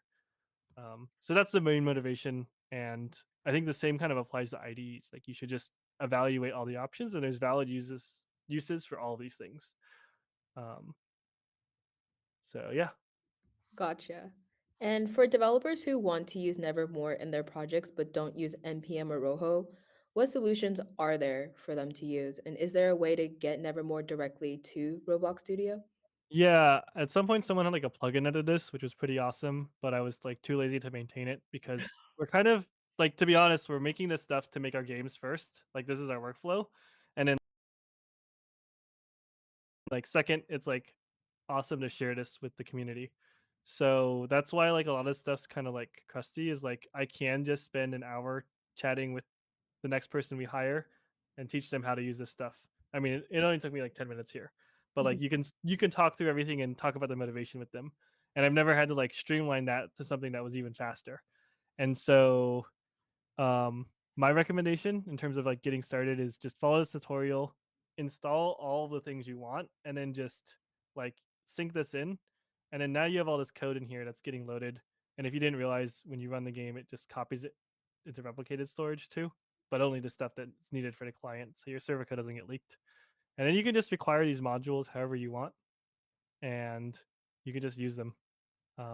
Also, copy and paste works, but some of these packages, especially the bigger ones that include a lot of stuff, there's like I don't know, you could easily install like 20,000 lines of code, 30,000 lines of code, um, just because of the subdependencies. It doesn't mean it's slow or anything. That's like nothing in terms of data, but it is easy to grab a lot of stuff.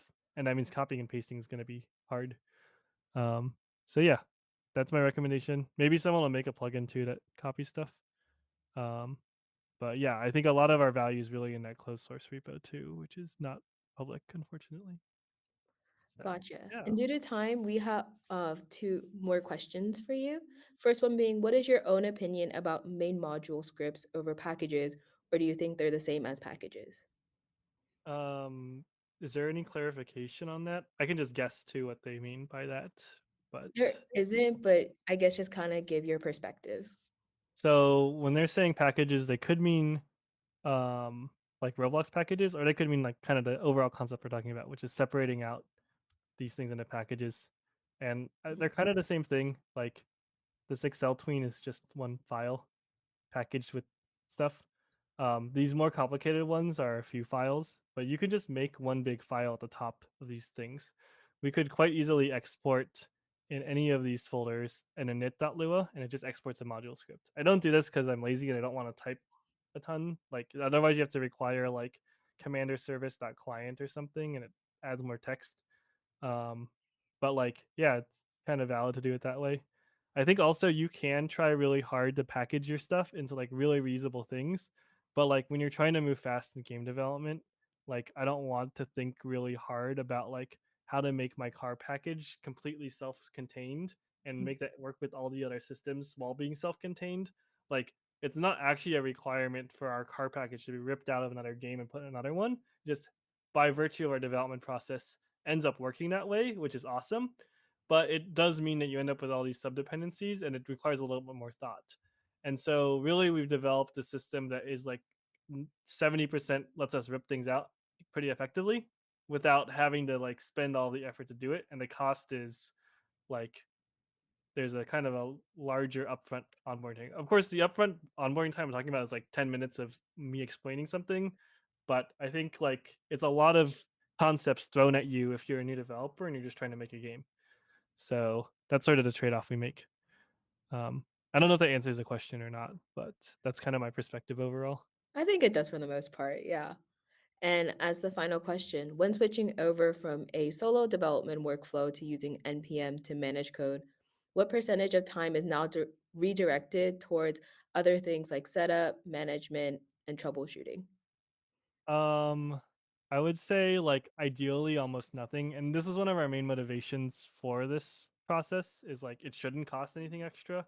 Realistically, it's going to cost a little bit of time, but I think more realistically, the real cost isn't even this like tool. The processes and tools are the result of working with someone else, and they're just artifacts of the fact that you have to communicate really closely, especially when you're talking about programming with other people you're working with, and that's going to take up bits and bits of your time. And the ideal for any artistic output for any game, like be it sound or programming or anything else, is to produce a game or a piece of content or music or whatever you're doing where it looks like one person made it, but actually like lots of people worked on it. And this is how you produce um like I was talking to someone at GDC and they're like, "Oh, I'm the composer for Star Wars game." And they're saying, "Yeah, like I have to direct 5 or 6 composers." That's how they produce like music or scores that sound like it's just one person. It's not even their art output. It's like referencing back to Star Wars as art output. But in the end, it needs to come together as one piece. But everyone gets their artistic input too, and that's really the hard part, like about making things as a group. Um, but this is the overhead you're paying, and tools and processes are part of that, and they shouldn't be a drag in that way. Um, so it's important to separate those out, and I think well-oiled teams are more effective than individuals, but you'll always be paying a little bit of communication overhead, and you have to gain the value back somewhere else in terms of time. Yeah, that sounds very intricate, but also really fun for sure. And Yeah, thank you so much for coming today and speaking on your experience. I know everyone here is also really thankful as well. Please thank him in the chat. Um, and I hope you had a lot of fun today. And if you guys are still interested, wanting to go back to his workshop, don't worry, we have all of our workshops posted on our Roblox Level Up account. So please go check that out as well. And unfortunately, this is the end of day one, but don't worry, we have 4 more days of Inspire left. So I will see you guys soon. But thank you guys for joining. Have a good thank day. you so much.